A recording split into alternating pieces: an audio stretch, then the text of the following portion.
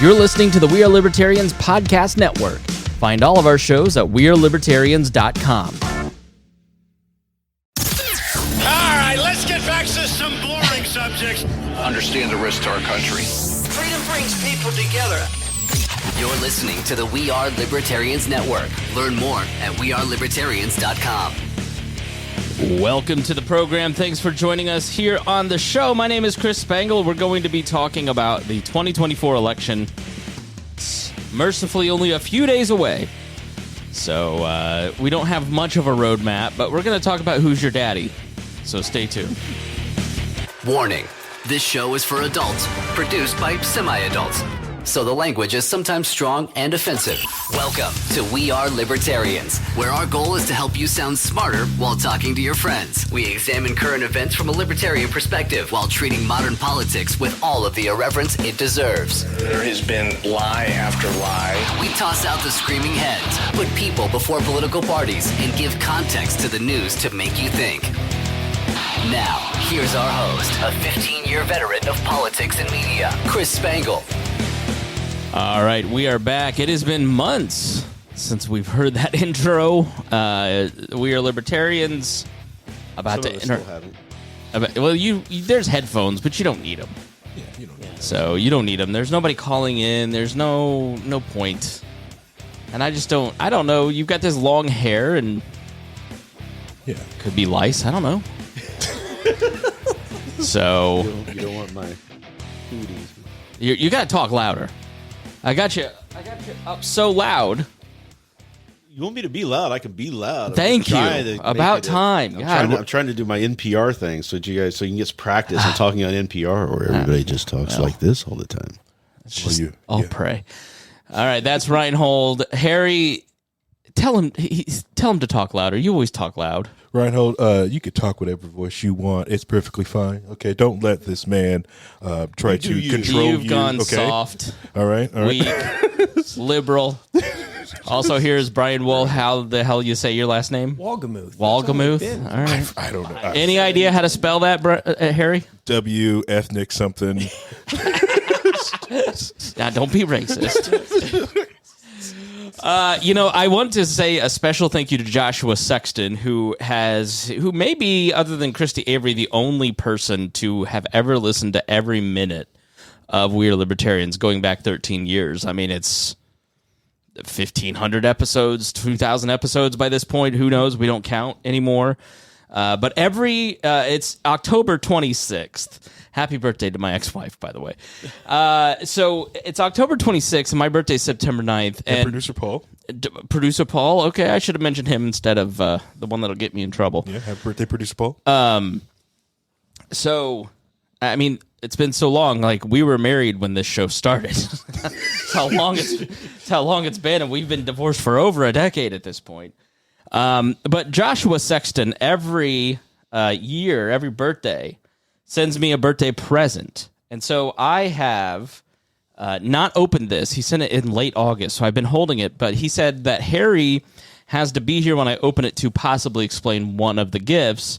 And Harry and I, our schedules, like, it just doesn't ever match up. So that's why it's been so long. But with the kids, and I'm doing competitive yoga. Paul violated the terms of our agreement and showed up to my house and told me that you're doing all kinds of fun things. You were up to improv. Yeah, I also did improv. Yeah, did improv. Yeah. Did improv classes. So Josh writes, Saint, Lord, gold record recording artist, dear leader Spangle, hope you have a fantastic birthday and get honored as you deserve. I'm enjoying the return of the frequent podcast, even though it undercuts one of my jokes in this year's gift. Thank you for your entertainment and insight. Happy birthday. Now listen. He must have wrote that before it kind of paused again. It hasn't paused. You just haven't been on them. I mean, I get the feed. I listen. It's I know, and you're a generous $100 a month supporter, and we thank you for that. And a great co-host on the other show on the network that does. We do every Monday. Which is what? Low Key on the Wall Network. Yep, you can download that somewhere. When it gets published. Yeah, all 300. Yeah, when it gets published, when Spangle does do it, but the 300 plus of you guys who downloaded that every week, we thank you. Yep. So let's open this gift. I've been unicorns on it. I've been very regular. I mean, at least 3 a month this year. Maybe more in some months. Weekly, right? We're weekly. No, I remember getting like 4 or 5 in a week, like once a day in the morning, everything, blah, blah, and then Yeah, I don't want to talk about it. I can't go into it. Oh, wow. This is the best one yet. People Magazine's Sexiest Man Alive. Learn how this BET breakout phenomenon went from dear leader to being America's daddy by shedding dozens of podcast releases a year. Josh Sexton says he looks like if Paul Giamatti and Andy Richter had a sexy baby. Reagan says he puts the snack in total snack. And Harry Price says he's my ideal husbando. Why is that funny? I don't get that one. All right, so husbando. I can't believe he actually put that. Did he actually put husbando in there? Yeah. It has to be because, like, why would you know that word? So you've heard that term, I have not. right? No. I figured you would. You know, someone that looks like you would use. What does that term. mean? You know, White? no, no, Straight? Are you being bigoted? Not really straight. I'm just saying, like, with that beard. You son of a bitch. Husbando is the opposite term for or waifu or Like wifey? well waifu. waifu Oh, okay. So the opposite of a waifu is a husbando. husbando, yeah, like so you get your So this is a anime Japanese guy and cartoon reference. anime Japanese anime. Are they or are they not Japanese cartoons? No. There's American anime. I'm gonna have to It's pull just this up. No. Anime. originated. The term originated. Don't listen to Rhinehold. We boo him all the time on low key. You can come and pay to boo him. He's great. No. America can have cartoons, Okay. but it's the Japanese anime is a completely different animal, a different beast. You know, American cartoons usually have more than 12 frames a second Okay. in their So it looks smoother than like anime, which is seems choppy to me. choppy. Choppy. Yeah. It looks choppy to you. Choppy, yeah. What kind of crappy anime you watching? I don't watch anime. I don't know. Obviously, 14 frames per second. Obviously not watching like 60 frames per second or something higher, or watching someone like especially the new episodes of One Piece, watching like Monkey D. Garp just abuse the animation budget for like a couple we say we're gonna episodes. take a break and Yeah, go to the bathroom while he yeah. talk. Okay. I know. Look, when you start talking about Trump, this is how we're all going to feel. So just sit through it and suffer, okay? Yeah. No, but the thing is about the anime thing, there is kind of a callback to graphic novel feel, like a graphic novel feel to it. So it's more panel to panel to panel. So it's kind of like a panel with a slight movement to the next panel to the slight okay. to the next feel, Gotcha. feel to it. Yeah. Nerds. All right, let's get into it. Let's ask, who is your daddy? And here to answer is Tucker Carlson. Didn't have a job. She has no skills. How did we wind up with a system where Kamala Harris, you couldn't change the tire on your truck, much less drive it? How did she wind up at the top of the pyramid? And then once she's there, she lectures you like you did something. It's too much. You can't allow that. It's an offense against the truth, against reality, and against justice itself. And the second reason you can't allow it is very familiar to anyone who has children, which is if you allow it, you will encourage more of it. If you allow people to get away with things that are completely over the top and outrageous, if you allow your 2-year-old to smear the contents of his diapers on the wall of your living room, and you do nothing about it, if you allow your 14-year-old to light a joint at the breakfast table, if you allow your hormone-addled 15-year-old daughter to like slam the door of her bedroom and give you the finger, you're going to get more of it. And those kids are going to wind up in rehab. It's not good for you, and it's not good for them. No. There has to be a point at which dad comes home.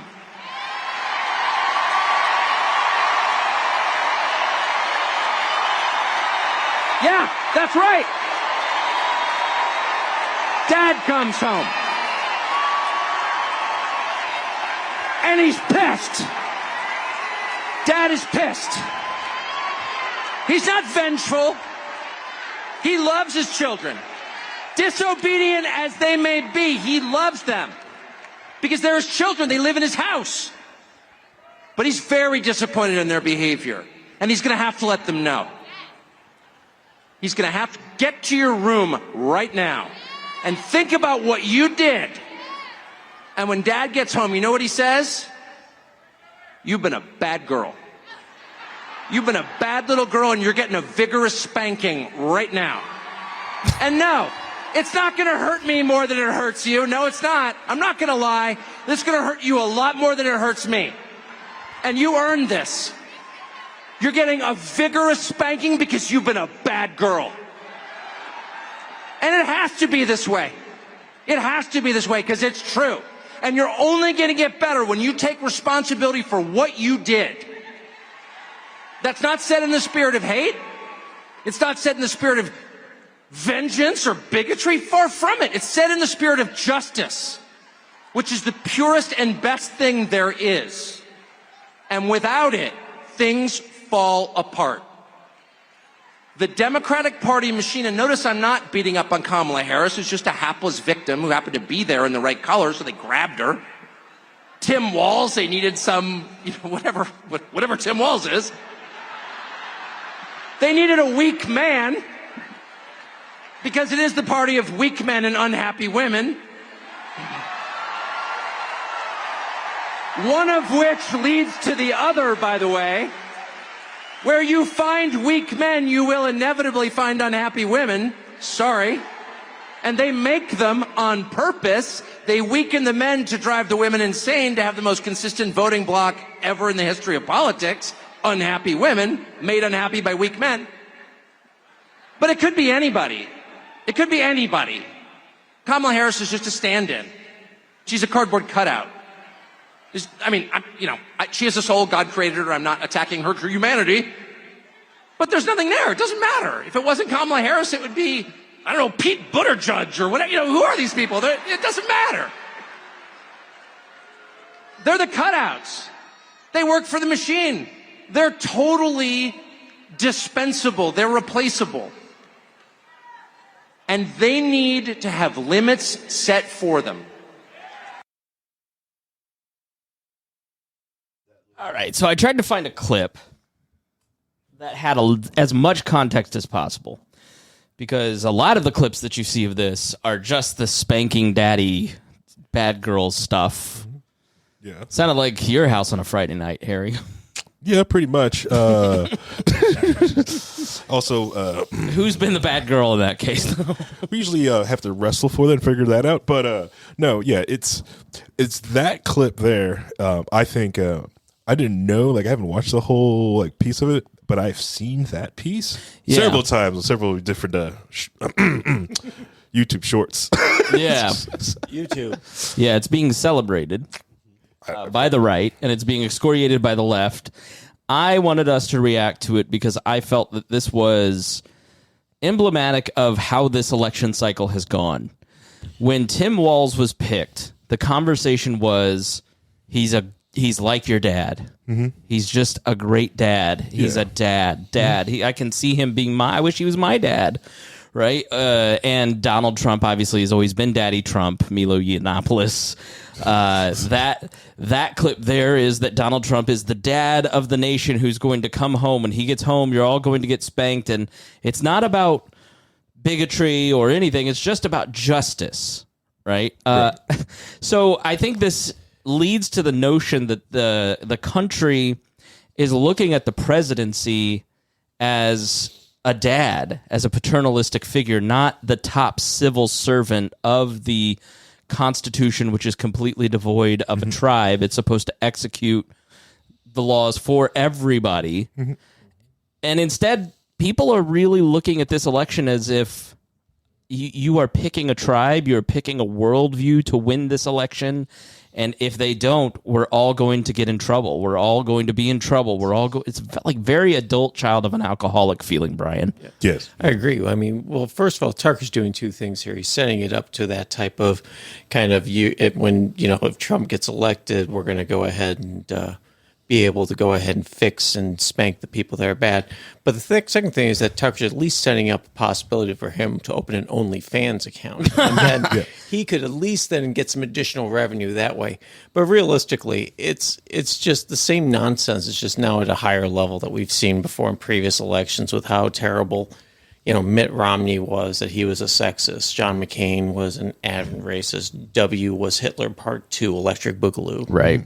And then, Yeah, I think do you have anything else you want to add before I go to Rhinehold? Because we'll be there for like 25 minutes. Yeah. I think that the notion that like the president, instead of being the top civil servant, is a dad or parental figure is very unhealthy for the nation going forward, and it's something that people need to like correct from it, like out of the culture. But you can go. Well, that's just the loss of civics. Yeah. I mean, we don't have we're not seating the presidency in its right and proper place. We're looking at it as a spiritual office as opposed to a political office. Right. Giving is like almost like one step to like a monarchy. Like it's like that next step, but it's also part of the dictator's handbook. So we did see that a bit though in Obama in 2008 and 2012 when he was the You're going to have to keep that mic sorry, right wait, up. Sorry, my mistake. But when we were seeing in 2008 and 2012 with Obama being the light keeper and things like that, lots of reverent type of religious imagery around him. Yeah. And this just keeps... The seas will stop rising. All the guards. Let's give him the Nobel Peace Prize before he's even been in office. The photos of the halo because the seal was around the back of his head. The cult of personality of Obama really did kind of like honestly change or traumatize the nation almost in a way that like I think we're just now seeing like the ripple effects from it. Yeah, so there's a great book called The Cult of the Presidency. I think it's Gene Healy, a Cato author. Check that book out. And feel free, if you're watching the live stream first, sorry you're looking at us. And second, you can leave a comment and we'll respond to it in real time. If you're listening to this later, then some of these are live streamed. You can go check out my YouTube channel. Just look up Chris Spangle. Rhinehold, when you hear, like, the other thing that jumps out to me in that clip is the idea of justice, right? That was his core point. Like, we went from Kamala isn't qualified to be president straight into bad girls need a spanking back to she's really just without agency. She's just been picked because she's black. And oh, by the way, isn't everybody that disagrees with me gay? Right? Is that a fair summation, Harry? Yeah, it's fair summation. At least that's what I heard. He's very obsessed with strength and masculinity, and it's really weird. But yeah, it's very bottom energy. Very sub-bottom energy that he's putting off. Not even an aggressive one? No. Like, even the way he says, like, you're going to get spanked is very, like, weak, not very projection. It didn't seem like he could get away with spanking someone if they didn't allow it. So, but the idea of justice being you disagree with me on your worldview, and I've taken, let's just, like, presume, he didn't clarify, but let's say... is he talking about underage minors that want to transition? Is he talking about a woman president? Like, what is he? He doesn't really say like what you're. If you're disciplining your daughter, how do you do it? With words and reasoning, right? So you don't just not with vengeance, but daddy gets home and starts screaming and spanking her? God, no. That is not going to raise a very productive member of society. That just teaches them to fear authority. That's about it. That's a good fear authority. That feels like that's kind of what he wants. Right, yeah, that's all he really wants. Like, no, I want to reason with even when my daughter gets in trouble, I try to get her to like, you're only going to be in trouble as long as you can't rationalize like why you're in trouble, why this is happening, why are you doing this. Let's talk about your emotion for this thing like that. Yeah, but he's not even explaining, like what justice means. In this situation, disciplining your kid, you have to say, look, I've warned you. Okay, now there needs to be a timeout or a spanking. Spanking any past the ability to reason with them is stupid. Doesn't work. Yeah, but just lowers intelligence. The thing about our 5-year-old is that I've always been able to reason with her and say, look, this is why you are in trouble. This is the behavior I want you to stop. But I am her authority figure. right? Yeah. But is the president my authority figure, Rhinehold, to come in and spank me because I'm living a way that Donald Trump doesn't want me to? Because I live a different life than Donald Trump lives, right? Like, I'm faithful to my wife. I go to church. I actually read the Bible. I treat people with respect. I've never been sued. I don't rip off other people financially. So he and I are very different in terms of how we live our lives. But what do you feel about justice in this case? What's Tucker's version of justice? Well, you got to understand that he's using a dog whistle. Okay. And it's part right of- to racism with this guy. It's not, I didn't say racism. It's just dog whistle. It's just a dog whistle. Big dog whistle. It's actually a dog whistle to fascism, but that's Okay. a whole thing that we'll get into later, I'm sure, at some point. But what you're seeing there is a part of a stereotypical fascist mindset. One of the characteristics of fascism is a big, heavy focus on machismo, or the male aspect of strong men, weak men, strong men. Right. You know? So that's one of the characteristics. But it also belies a certain misunderstanding and a difference that we've had over the years in what is the purpose of the president. What's the job of the president? How do you want the president to function? And here's where you have two sides.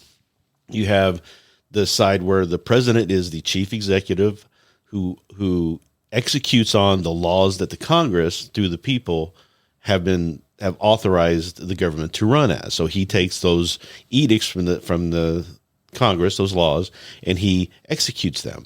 And that's all he's supposed to do. Mm-hmm. It used to be when a guy was running for president, or a girl was running for president, I guess I shouldn't say that, but when someone was running for president, they would say, I'm going to introduce to Congress a bill to do this because that's what I want to have. I think we should do. Mm-hmm. So therefore Congress should pass it to give me the authority to then execute it. We don't do that anymore. Now it's, I'm going to do this. I'm going to do this. Congress is my lapdog. You do what I tell you. Yeah, it's gone from the idea of him just being an executive of the Congress with tons of guardrails and people around him who keep him on track and keep him from doing things outside the law or anything like that, to now we see it as a top person of the government who dictates his will to everyone, and everyone then will follow it. Yeah. And those are the two different versions of what a president is that I think we're seeing fighting against each other. And you see that the right, and then under Donald Trump, they want that presidency, the executive, that is the unitary executive theory is what it's called. Okay. Explain that. What is that? So the unitary executive theory is basically that the president... something really pushed by Dick Cheney first. Yeah. Libertarians. It used to be 2 Supreme Court justices believed in the unitary presidential theory. It is now the majority.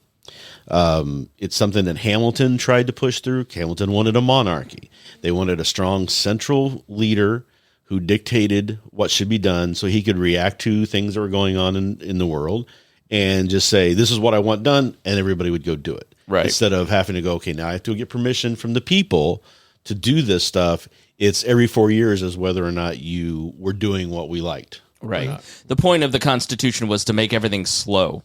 Right. Like the Senate was the cooler. It came in and you had the wild passions of the House, and they represented the popular sovereignty, the popular view of the people, pass a lot of bills, control the money. Let's have the money flow from the House to the Senate where a lot of things would die.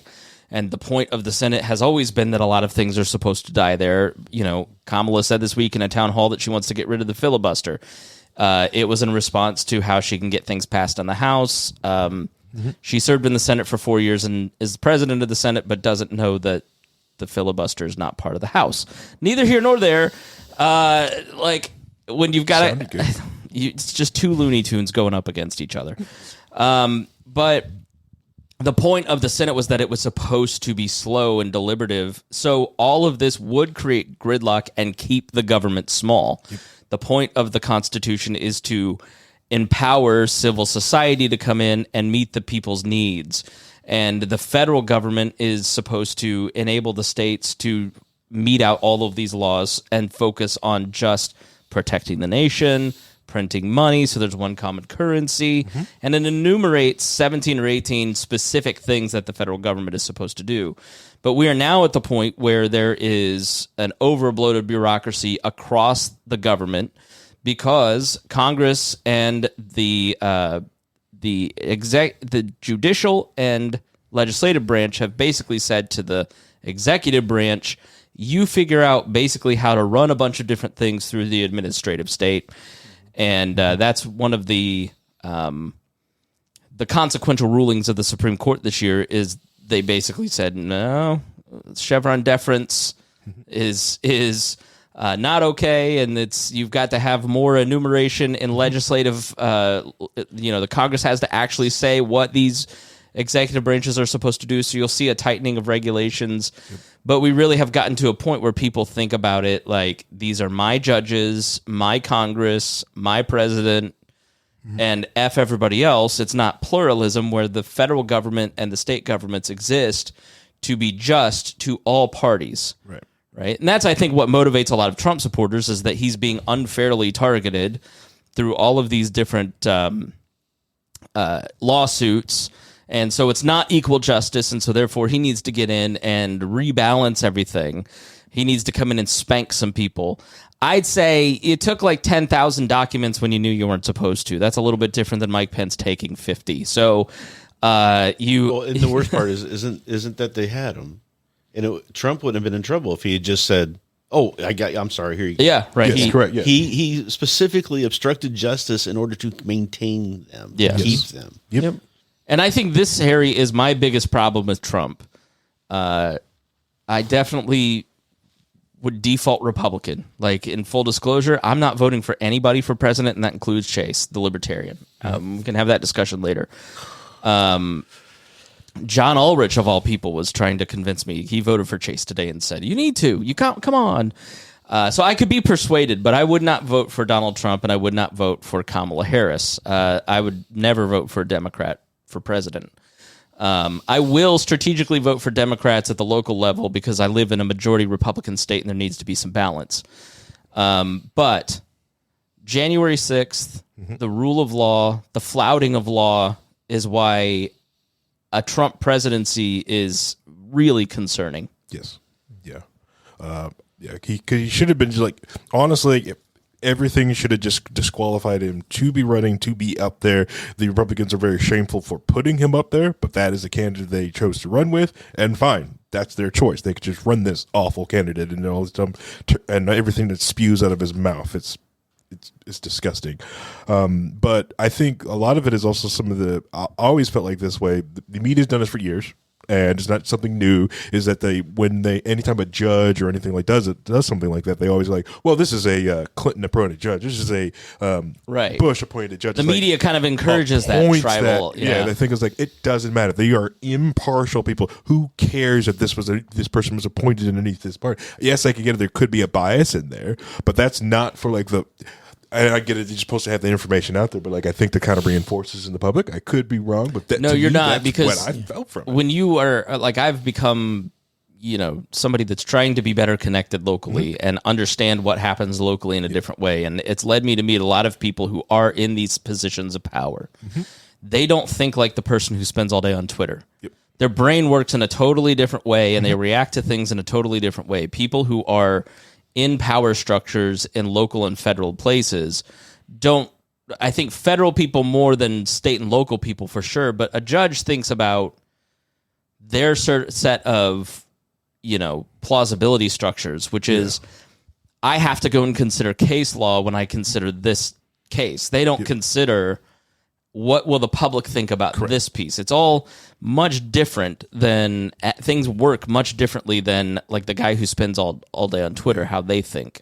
I think the mistake you can make is if you start to think that people in bureaucracy and institutions think the way that the public thinks. That's not always the case. Yeah, I think a lot of especially like allowing more cameras into the courtroom and allowing people to actually watch these judges do that. I think judges also do a disservice of not allowing something. I understand in certain cases you really don't want that because of what's going on, but I think more cameras will allow people to actually see the process, see how the sausage is made. I think the one other thing that also broke me too when getting into especially local politics and stuff like that is that a lot of these, especially local agencies, you would think there would be all on the same team and working together, and you find out, no, they actively compete against each other. They don't really talk to each other. They don't make plans with each other. And it's the most mind-boggling, frustrating thing about, I don't know, politics or trying to do anything inside the Fortville is competing with McCordsville for new warehouse space. A freaking library. Then you got like freaking Lawrence, who built a brand new public library, a bus station for the Purple Line, right?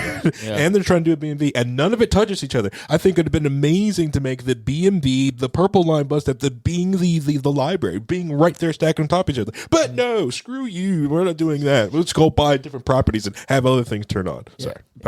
Brian, go ahead. No, the one thing also you bring up that about local politics and things like that is that there's a big thing going on up in northern Indiana with a lot of the solar farms coming through and things like that, and that's all being done under the table. People ask questions, and actually this morning, one of the realtors in town had to go and pay $500 to get the documentation to show what leases have been approved by the county for them to do that. And you're thinking that something like that would be important to discuss because there's a lot of people that are against solar in general. Yeah. But this gets back to is that there's just so much garbage going on and money inside of it and these petty little rivalries between towns, counties, things like that.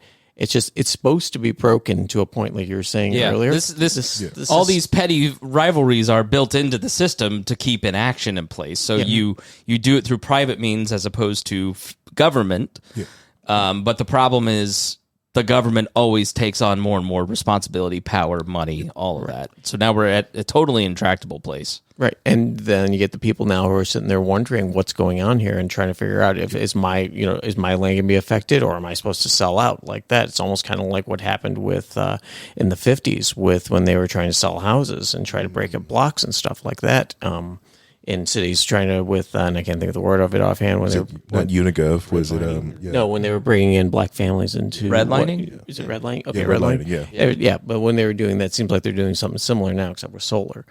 But and I know it's a little bit off topic here, but it gets to the point of all this inaction is supposed to be there, but there are people that are surfing underneath it, and of course the endemic corruption that goes on all throughout every single facet of it. I had a friend of mine who used to be on not Kasich, but it was Kasich and Ohio governor before that.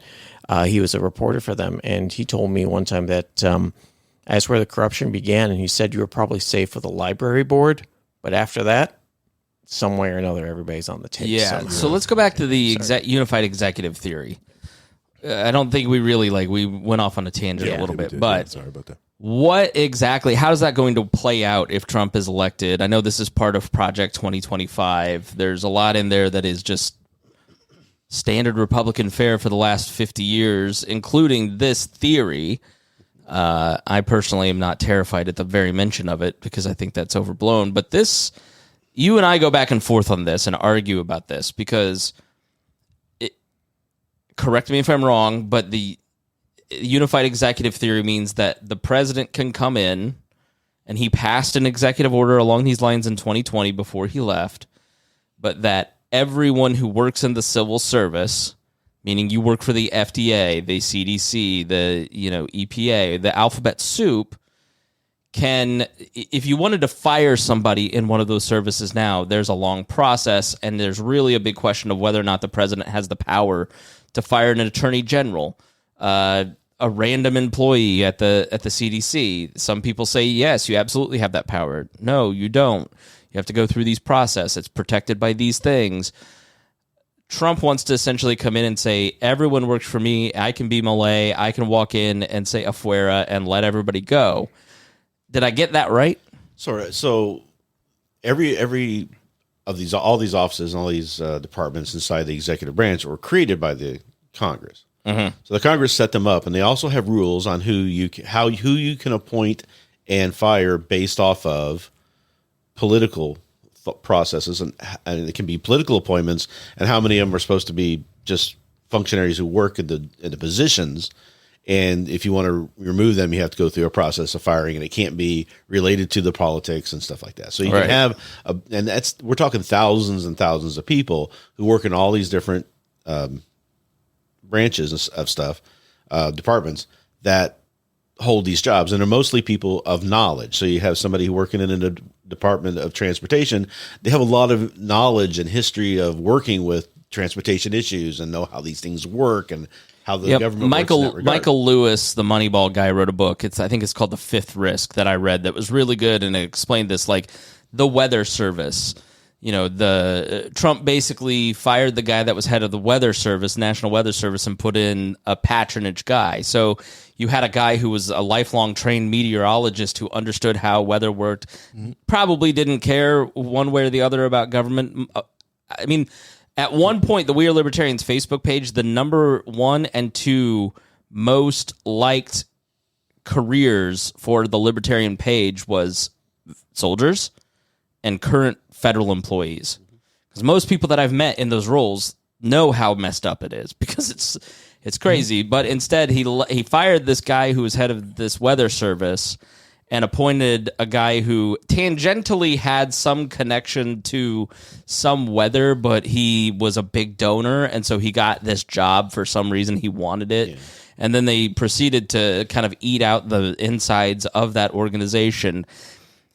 When you and I argue about this, I kind of go, I have a hard time feeling sorry for all of these government employees. Right. This is kind of what we as libertarians want, right? We want federal agencies to be, I want the Department of Education to go away and let it be returned to local control. There's a problem. There's a difference between wanting the department to go away and, if the department exists, having it run in a functional manner, a better functional manner, right? I would rather have the department working better as opposed to like, we're just going to make it terrible, right? And then, but that doesn't get rid of it. It still has the power. It still has the thing, the monopolization of into the educational system to actually make it worse than it is currently. I'd rather have it function better. Ideally, I'd rather have that changed over to a non-governmental agency that runs things without politics involved and all that stuff. But Harry, we're not there. This is a classic libertarian argument between like the reform libertarian and the anarchist libertarian. Yeah. Okay, we need to reform it and government needs to run efficiently versus it's never going to run efficiently. That's a pipe dream. Just get rid of it altogether. Go ahead, Rhinehold. I'm all for getting rid of it. That's what I'm saying is that but if it's not gone, we should make sure that it is running better. Right. We shouldn't take steps to try to destroy it. The collapsitarianism is what you're talking about, where if we make it so bad, people will finally jettison it, which isn't going to happen. That worked with the Libertarian Party; they succeeded. Oh my god! Yeah, but it's still going. It's still there. That's the problem. It still has power. It's still doing things. Yeah, Michael Heiss is still making $10,000 a month, and Angela's boyfriend's still its top employee. But when we talk about what the goal is here is that those positions were supposed to be protected so that we could have a stable kind of functioning government. The president can come in and he can replace the heads of departments. He can replace certain people here and there. Those were considered political appointments. Mm-hmm. But for the most part, the underlying were going to be career workers who understood and knowledge of it, and they were going to take their lead from the people who were brought in. Right. So what happens now is he's written an executive order to say to reclassify all of these positions to be non-protected by that rule, by calling it a different type of rule. It's kind of like the same thing as saying, okay, everybody's now a contractor, therefore we don't have to follow the employment rules for you. We can do whatever we want, and then we can treat you as a political appointee, and we can kick you out. So that they're wanting to replace all those people.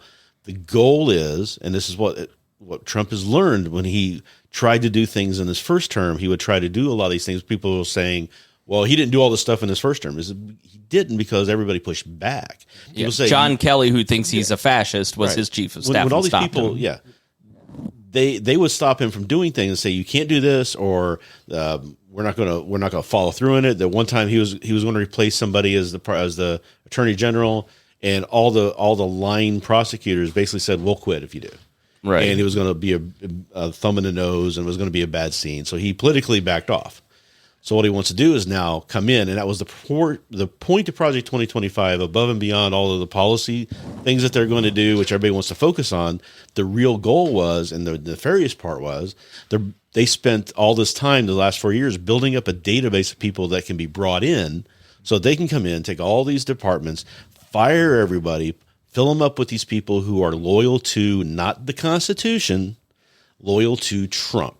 So if Trump says to the Department of Transportation, I want you to go out and do all these, or I guess Department of Transportation, and just say you want to put toll roads everywhere, and we're going to do this, and we're not going to care about the legality of it. We don't care about whether Congress says we can do it or not. We're just going to go do it. Nobody's going to tell them no. They're just going to go do it because he's the one who's told them to do it, right? And this can be spread across all the different departments, especially the Department of Justice, which is really concerning. He's also including inspectors general in that thing. So you wouldn't have any independent inspector generals who are put there by Congress to say the inspector general watches the departments to make sure that they're not doing all this corrupt stuff or doing some of these things outside the bounds of the legal ramifications that they have. So those are going to get replaced too with yes people. Right.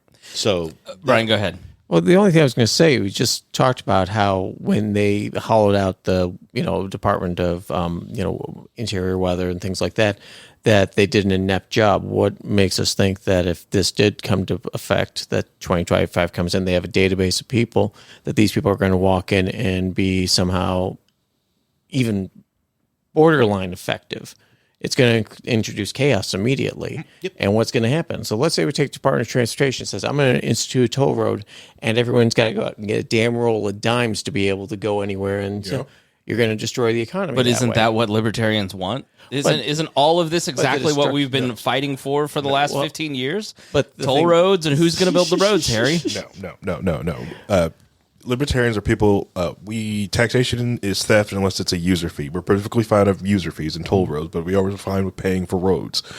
But the idea that we're going to put toll roads everywhere, make people pay for these roads, and just destroy the economy. Nobody wants that because that's going to crash your Bitcoin. That's going to crash all your properties. All your net worth is going to go down. You're not going to sit on the hill and be ha ha ha ha ha. All you're going to do is get big rig going through small town, tearing up roads. All the potholes are going to be awful. It's going to hollow out the rest of the Midwest and the Northeast because we can't fill the holes. I guess here's my I am pushing back because I do genuinely not fear that, right? I just don't have the fear about it that you do.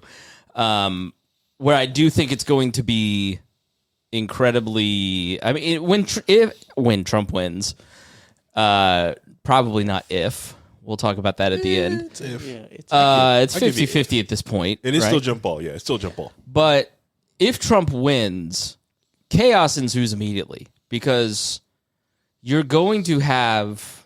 You can't do everything at once, right? So I think a lot of what happens in an election, everybody lays out the whole buffet and says you're gonna eat all of this buffet at once. If Kamala wins, you're gonna have World War III here, and she's going to introduce communism over here, and you're right. And then if Trump wins, there's gonna be the unified theory, and he's going to do this, he's gonna do that, right? You can really only do a couple things at the same time.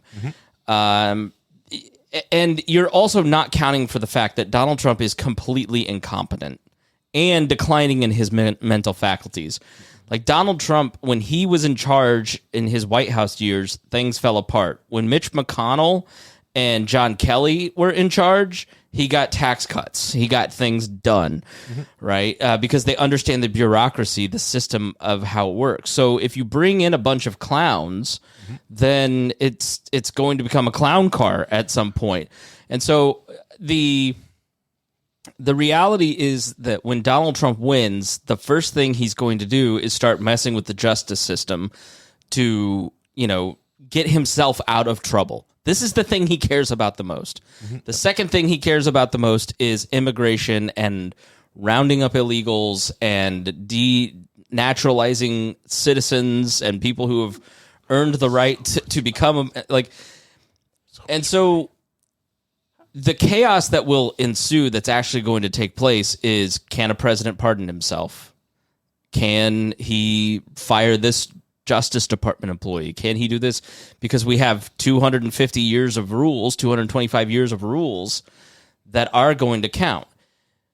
You say, oh, well, and this is actually a persuasive point. And my argument has been, you can't just get rid of democracy in 4 years. That's foolish.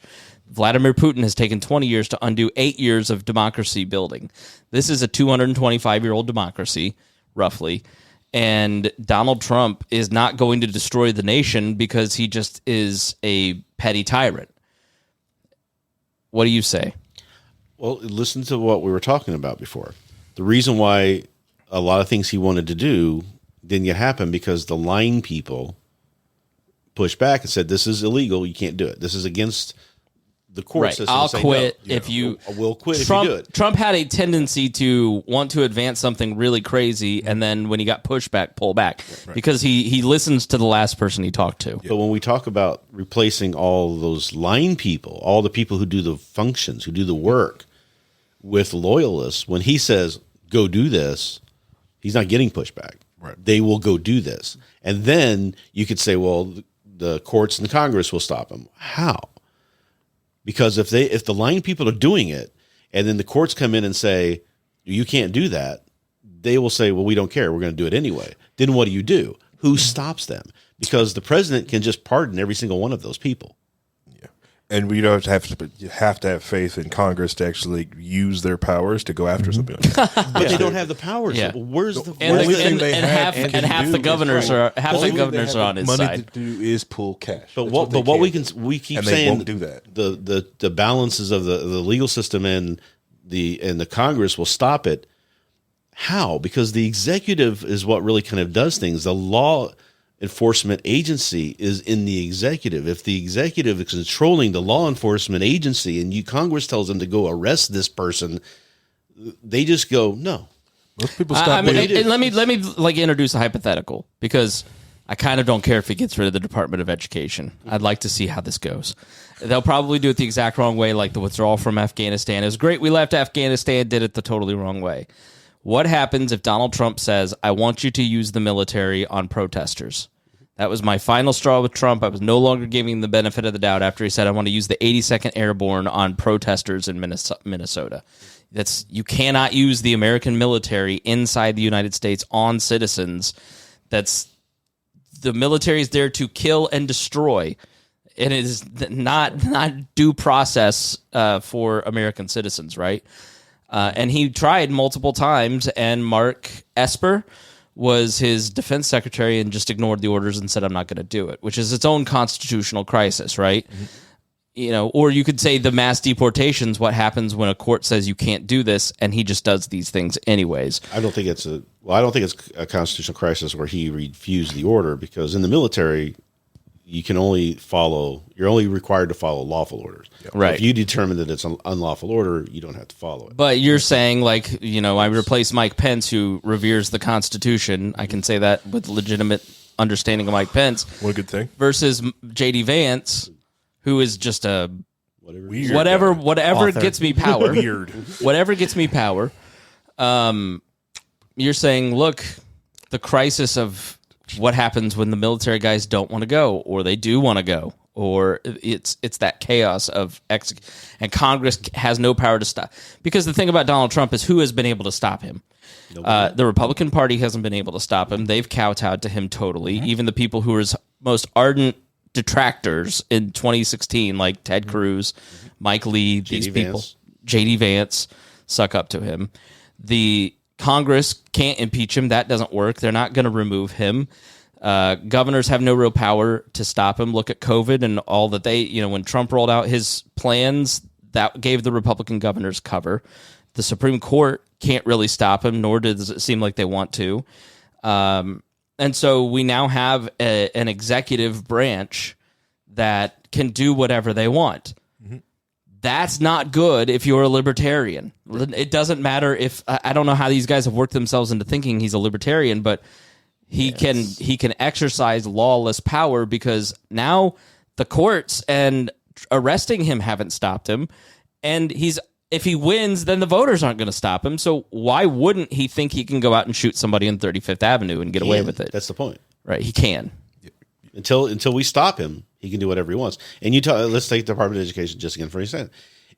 All you do if you get what he does is you're not getting rid of it. You're actually putting more politics into it. He wants to take over the Fed, right? So right now everybody complains about the Fed being controlled and the governments and everything, how bad libertarians think how bad the Fed is. Imagine if he gets a hold of it, where right now it's supposed to be a 50-50 split between the federal government and the state and the privately owned banks. They all have a say, they all have to vote, and it's kind of a 50-50. It's kind of an iffy 50-50. It's a little bit more 51-49, but okay. But he wants to make it so that he has control over what they do, completely. So whatever he gets in his mind to do, he tells them to do. I want my numbers to be better. Well, therefore, I'm going to say you need to put the interest one reason rates that down. a lot of black men are supporting him is because they got stimulus money. So we talked about this on the most recent Pat Down. And Pat's like, look, that stimulus money was for, I saw a reel about this, kind of along her lines. Like, that's 75 cents a day. You're going to vote for a guy that gave you 75 cents a day? So Donald Trump gets a hold of the Fed. He realizes he can print currency to buy your vote. What's to stop him from doing it? He did it. He did it. He did it. He was actually mad at Nancy Pelosi for not having a bigger stimulus Everybody bill. complains about the inflation we just went through and how now it's come back down again, but a lot of that was from him. Right. Well, the thing Brian, that stops him is $95 milk. That's what stops him. If you go printing money like that Well, again. he got away with it. He's the one that caused the inflation. Then he just blamed Biden. Right. Yeah, he's going back in. You start a couple of wars, it'll help bring the currency Exactly. down. Yeah, that's what's keeping the No. inflation at He's bay the right now most is Ukraine. peaceful. Don't ignore Iran wanting to kill him and don't ask why. He's the most peaceful president ever. Do you know how to get over that? Daddy comes in and institutes justice with some spanking. So you get out of line and protest. Daddy needs to. Yeah, you need to go into the camps where all the other people who are internal enemies Not to camp. this. You're bringing up camps. So how long is They he already before Trump goes exist. full Hold on, price Brian. counting? Sorry. What are you talking about? They're talking about rounding up all the migrants, not illegal immigrants, migrants, and people who are not faithful to the country, and people who are dissidents, and people who are enemies to the state. Yep. And deporting them, but before they deport them, they have to put them somewhere. They have to put them in camps. But Donald Trump supports free speech. And the Republicans have been talking about cancel culture for a long time. Yeah, like Elon Musk. Yeah, them and their free speech stuff. Yeah. Well, it is the free speech platform. Just What like is- DeSantis, who is now who tried to tell the media that they couldn't report on certain things. He was going to arrest them and have them thrown in jail because they were reporting they were playing this ad that he didn't like about abortion in the state, the new abortion thing that they're going against. So he basically sent a letter to the Department of Health and Human Services and told the leader of that department that department to send it on to the media and warn them against it. The guy says, I just got the thing and I was told to send it on as is. I sent it on as is. Then he got another one and he says, I can't do this anymore. And he quit. Right. But that came from an edict from the DeSantis' office to tell they can't run that ad. Well, I'll let you give your bullshit reason why the Washington Post canceled their opinions. Why do you think that the Washington Post and these LA Times are not doing endorsements? They're not doing endorsements for a couple of reasons. One, they want to try to appear non-biased because they're getting a hit on that and dinged on that constantly, and it's costing them money. Which is why for 10 years this has been a declining practice of papers endorsing people, because I don't care what the newspaper. I already know you're all voting for Kamala. Stop. But here's the other problem, is that Trump has promised to retribution when he gets in on the media companies that were against him. So people are starting to pull back on their coverage of that to say, hey, we were trying to be fair and balanced and try to avoid the backlash if he does win. If you're Jeff Bezos, who owns the Washington Post, you look at a guy who could turn on you and flip on a dime and go, maybe Amazon needs broke up. Well, No. And it actually was. Well, go ahead. Yeah. Go ahead, Brian. Well, remember, Jeff isn't just Amazon. He's got his tentacles with Blue Origin and everything else that's going on.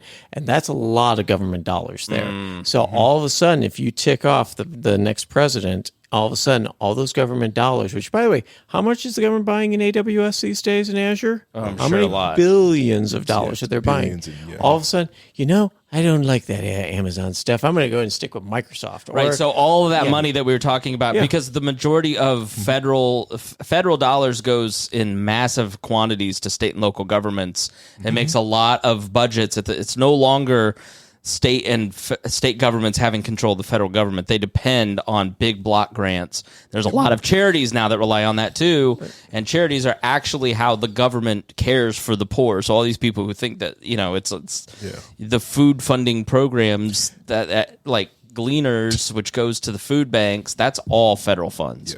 So it matters a lot how the executive branch runs and who runs it, to give credence to Rhinehold's theory here, in that if there is a lot of chaos, there's a lot of dysfunction because we put in morons because they donated a lot to the campaign, or the guy who donated a lot said, yeah, my nephew really needs a job. Can you put him in charge of food distribution? Well, all of a sudden, there's millions of kids that aren't going to eat lunch because,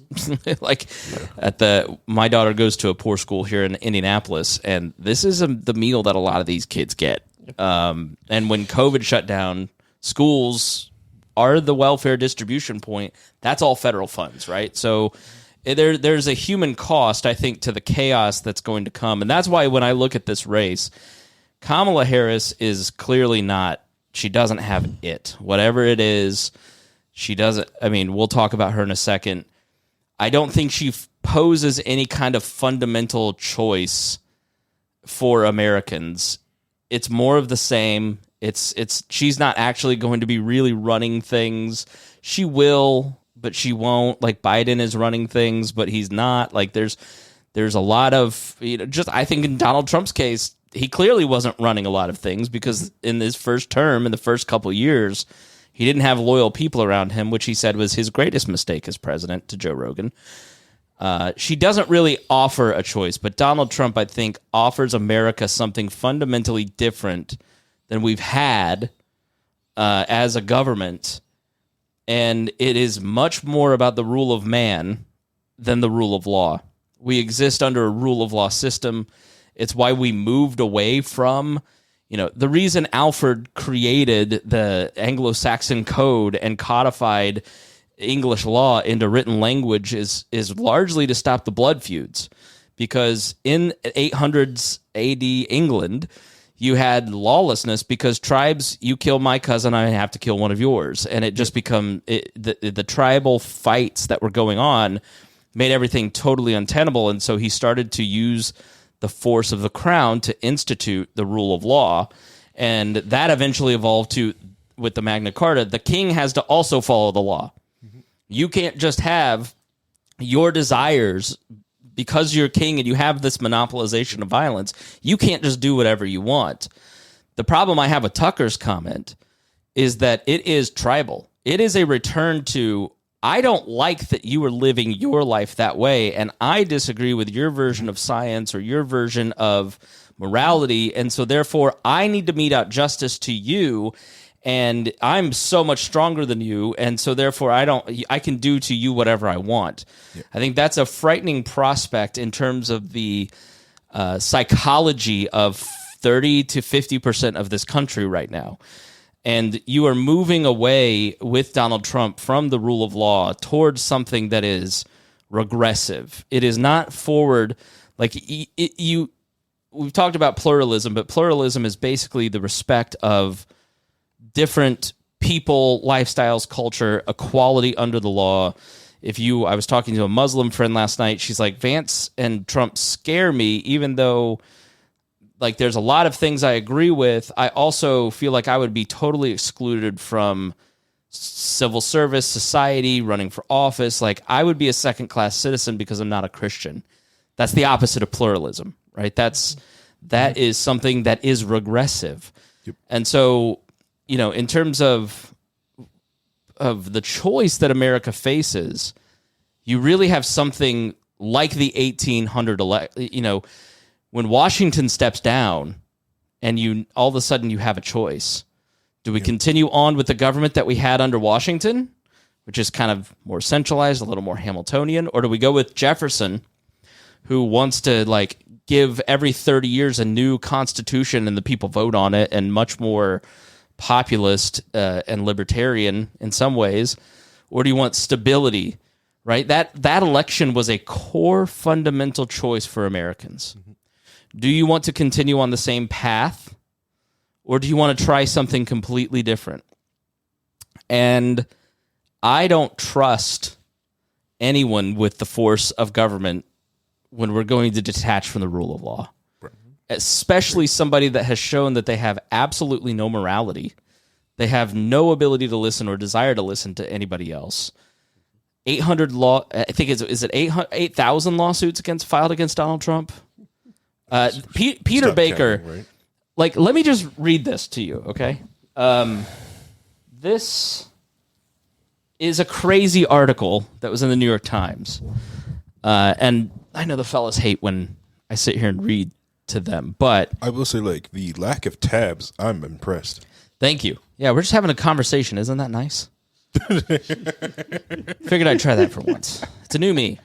So this is Peter Baker's article in the New York Times this week. For Trump, a lifetime of scandals head towards a moment of judgment.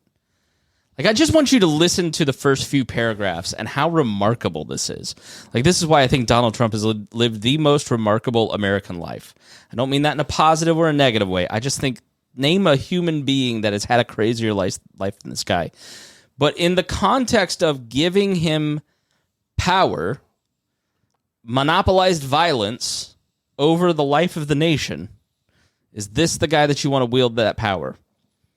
When the history of the 2024 election is written, one of the most iconic images illustrating it will surely be the mugshot taken of Donald J. Trump after one of his 4 indictments, staring into the camera with his signature glare. It is an image not of shame but of defiance, the image of a man who would be a convicted felon before Election Day and yet possibly president of the United States again afterward. Sometimes lost amid all the shouting of the high-octane campaign heading to its final couple of weeks is that simple, if mind-bending fact. America, for the first time in its history, may send a criminal to the Oval Office and entrust him with the nuclear codes. What would have once been automatically disqualifying barely seems to slow Mr. Trump down in his comeback march for a second term that he says will be devoted to retribution. In all the different ways, and they have a link there so you can go and see all the ways he said that it's about retribution. In all the different ways that Mr. Trump has upended the traditional rules of American politics, that one may be the most striking. He has survived more scandals than any major party presidential candidate, much less president in the life of the republic.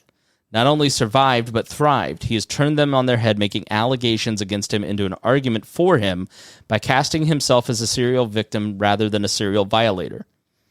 His persecution defense, the notion that he gets in so much trouble only because everyone is out to get him, resonates as rallies where he says, "They're not coming after me, they're coming after you, and I'm just standing in the way." But that, of course, belies a record of scandal stretching across his 78 years, starting long before politics. Whether in his personal life or public life, he has been so accused of so many acts of wrongdoing, investigated by so many prosecutors and agencies, sued by so many plaintiffs and claimants that it requires a scorecard just to remember them all.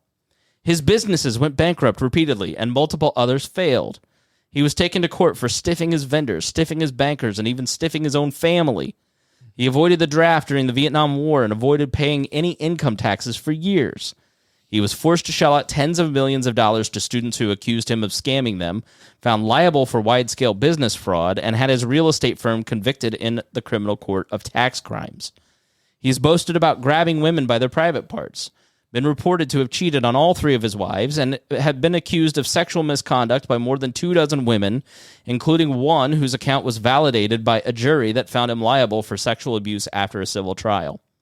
He's the only president in American history impeached twice for high crimes and misdemeanors, the only president ever indicted on criminal charges, and the only president to be convicted of a felony, 34 thus far. He used the authority of his office to punish his adversaries and tried to hold on to power on the basis of a brazen lie. Mr. Trump beat some of the investigations and lawsuits against him, and some proved unfounded, but the sheer volume is remarkable. Any of those scandals by itself would have been enough to derail another politician. Joe Biden Jr.'s first bid for presidency collapsed when he lifted some words from a politician's speech. W came close after the last-minute revelation of a drunk driving arrest.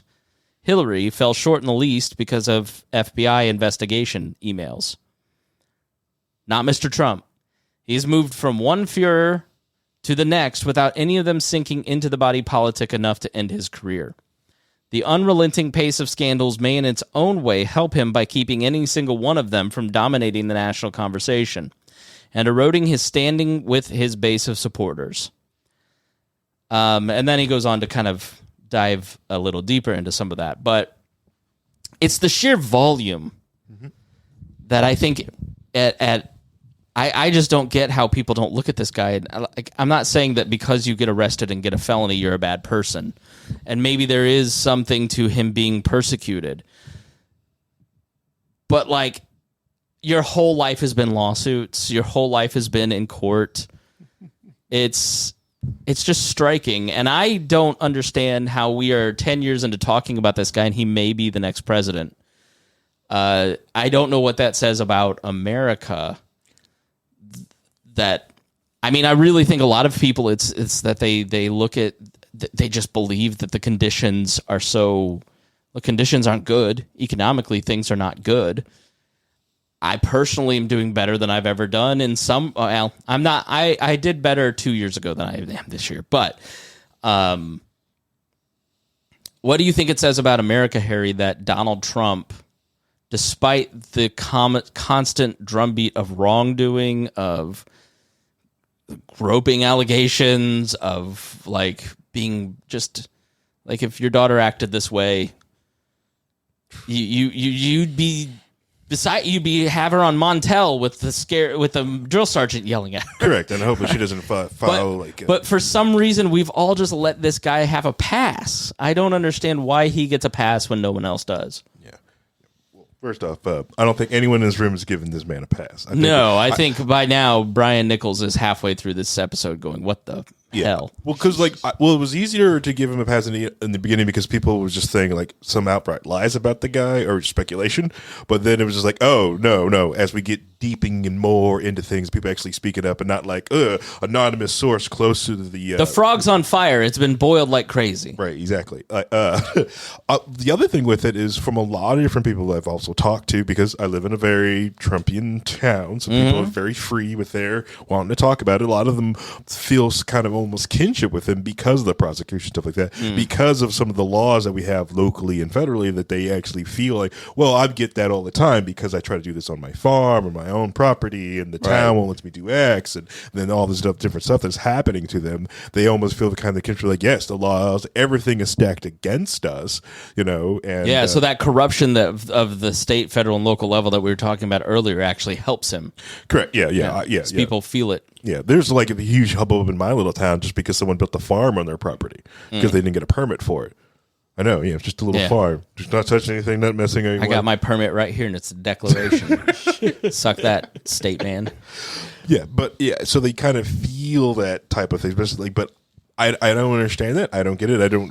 Maybe because at my current age, I haven't spent in and out outside of a courtroom, so I don't understand that, nor do I need that type of representation of myself into a candidate. So for me, I look at it in the Christian world and I don't get it at all. As someone who tries to live their life as faithfully as listen to this show 10 years ago versus now, I've tried to make some progress on a lot of different things, right? That's the goal, is sanctification. You are always trying to progress, and yet we have people running for office that think that Donald Trump is the rod given by God to fight and that's why I would never vote for Kamala, because I do think, I'm not a secular humanist. I think Jesus is king. I think it's crazy that she would say you're at the wrong rally. That's a very telling moment to people who think like I do. I'm very pro-life. But that doesn't mean that I want somebody with this moral character to be in charge either. I had an argument with someone the other day. Well, why would you're not voting for Kamala, are you? I was absolutely not. I haven't changed. Just because I don't like the Republican, it doesn't mean I like the Democrat. And they were well, what choice do I have? I was you cannot vote. Or you could vote for any one of the third parties, or you could write somebody in. Exactly. It's just this locked-in thinking that you have to participate and you can only choose these two things that is the cult. Yes, Trump has a cult of personality. Mm-hmm. There's an anti-Trump cult of personality, and then there's also the cult of, some people make hating Trump their whole personality. Yeah. Anybody want to point at him? But the other thing is with voting against Trump for self-defense. There are a whole group of individuals out there that have to vote against Trump because of the different laws that he wants to bring in, right? Or the people that he wants to bring in. So if you are on the pro-choice camp, you have to vote. Okay, I don't want to say you have to, but a lot of them feel this way, that they have to get Trump out of there. Or if you're just in the LGBT community, you have to make sure Trump doesn't get into power because this person is actively going after taking rights away. If you are an American citizen who is granted citizenship by this country, and you are online saying things about Trump that you don't like, and somebody notices, and then somebody made some mistake in your paperwork along the way, You could be going back to a country you never have you have no concept you of. can't speak the language and never been there. Right. Yeah. And that's already we're happened, doing by that. the way. We're- That's happened under Biden. That's happened for the last 30 years. We've been doing that to people. Right. Shipping yeah, them out. And which is awful. but yeah. not at the level he's talking. Yeah. about. Yeah. because he's also wanting to get rid of birthright citizenship. Do you think that all those people, it's not about the man, it's about the people at the rallies holding the signs that say mass deportation. Do you think they're not going to get involved to rid their community of legal Haitians? they're already right? trying to in Logansport. Here in Indiana. Yeah, Logansport, Indiana. Look it up. Yeah. And the state guy who's going to be the next lieutenant governor's all on board. Ugh. So, Fascist. so Ryan, go ahead, everybody. Like, weigh in here. I mean, that's my view of this election is I'm not voting because it's more of the same with Kamala. Mm-hmm. Get that? Incompetence, bloated bureaucracy, more war. It's just a continuation of where we're at as a country that I'm deeply unhappy with that led me to become a libertarian 15 years ago versus somebody that offers something unknown, and maybe there are facets of what he's talking about that I like being more non-interventionist. He's not an anti-war candidate by any means. Correct. Again, why does Iran want to kill him? I think, as a Christian, conservative, straight white male, like you look at a lot of what Donald Trump wants to do, and I'm like, yeah, I like that, right? It's not going to affect me, but, it's an unknown choice that I'm not willing to take. Yeah.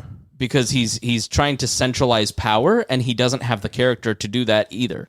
And the whole lie that, like, if Trump was in power, Putin wouldn't invade Ukraine. That's bull crap. That was just the right timing for, and Putin took a gamble. The rest of the EU and the rest of the countries would have blinked and gave money. Everyone was sitting in the debt in such debt because of COVID. And the only person that probably, on paper could have gave money was the U.S. and they took that freaking gamble, and it was a great gamble to get because a lot of those European countries was getting ready to say, nah, we good. No, it has to do. Yeah, I mean, what people need to realize is that in the 2030s, we did a show on this last year. In the 2030s, Social Security will no longer there's going to be automatic cuts. Yes. 30%. Like a 30% cut to every single person's paycheck unless Congress acts. But the problem is in 2030, they will not have the money to do that. They will have to massively raise taxes, which they're not going to do. Nope. And so they're going to inflate the currency. You're going to have funding issues in the 2030s with Medicare and Medicaid. And so what Russia, China, and Iran are doing to us is spending the 2020s forcing us to spend money that we don't have the way that the Americans did against Russia in the 80s in order to collapse our system of government so they can rise in power, they can no longer be subject to our sanctions, that they can build their own world order as opposed to participating in the one that we're under. So it doesn't matter if Donald Trump or Kamala Harris win this election. We have three very capable adversaries, and I'll throw North Korea in there, that don't want to live under the order of the United States and NATO's government because they get sanctioned. And so you're going to end up having Taiwan invaded, for instance. You're going to have the war in Israel and in Ukraine continue because this is how they bleed us. And we have to have leadership. And if you want to create more of a dictatorship at the presidency, knowing that you're going to have these crises, domestic and foreign, in about 10 years, that's crazy to me. Right. And so that doesn't work out well. I do want to comment about Russia and China here because there's a couple things on that maybe we aren't looking at here. Russia this week just raised their capital interest rate to 21% across the board. So all loans, everything else inside Russia business now is borrowing at 21%. No business is going to borrow at 20%. Right. Things are going to fall apart. China has such a bubble going on with their real estate that they're trying to slowly pop, but they're not doing a very good job of it. So what's ending up happening is China's running into problems with not only from their financial perspective, but also from a population perspective, because they've realized they've hit their peak, just like Russia hit their peak of wartime capable males to being able to go out and fight and then keep the economy going. China's already hit their peak and they're on the downhill. So when you look at which means they're going to become more militaristic. But the problem is that when we look at Taiwan, Taiwan's value is it's at this point it's like a badge of honor for China, because Taiwan's value is from its semiconductor production. And just this week, I think TSMC announced that the Arizona plant surpassed the TSMC Taiwan plant in microchip production. So when you think about that, you're going, now wait a minute, that value just moved out. Now all of a sudden, if I bomb that, they're still getting chips, and I'm going through all the sanctions that Russia just did. You also have the pressure of a middle class in China that's growing. The smart ones have already left. That's why Bitcoin and everything else became illegal in China, because that's how they were getting funds out of China, was through Bitcoin. But those smart people are out of there. There's still people there that are very smart, don't get me wrong, but there's a lot of problems going inside of China as well that are going to preclude going to being able to start a full-fledged war on an island that's not just going to Cuba. This isn't just going up on a nice beach. You've got one half that's heavily defended, and the other half is sheer cliffs. Yes. So either you're going to have to parachute people in, which Taiwan's already built for that, and deal with all the missile defense that's around there from the Philippines and everyone else, Japan, Okinawa.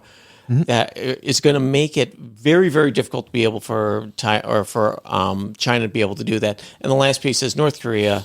I mean, they're selling soldiers to Russia to keep the lights on. Just 3,000. Just 3,000. Just and 3,000, Russia's buying them because they don't have the manpower. They've killed off 25% of the working male force. They can't keep that up. Both Russia and Ukraine. What Both isn't Russia the number of Ukraine? Russian dead in the hundreds of thousands? Yeah, it's over 500,000. But that's how Holy Russia. cow. That's how Russia Is that does. Wins dead or wars. just casualties? They're dying like 10-1 almost against the Ukrainians. That's wild. But the Ukrainians are still getting a pretty rough time too. I mean, it's not like Both but populations they are will done. fight till the end. The Ukraine mindset is they're fighting for their country. They'll fight to the end. They're not going to. As not opposed to gonna the go into talks. mindset of the Russian soldier, which is, I just Why want to am go I here? home. Yeah. Right. Or That's why some be North shot in Korean the troops head, has in the back, defected shot in the also back. when they get there. That's why you don't get mercenaries to fight your wars, because, once you can defect, you defect. Well, there's already a bunch of talk too about some chatter on the radio that's been picked up where the Russians are saying, "What do we do with these idiots? Because they're not this and that." And there's a whole bunch of infighting going on now because they're there.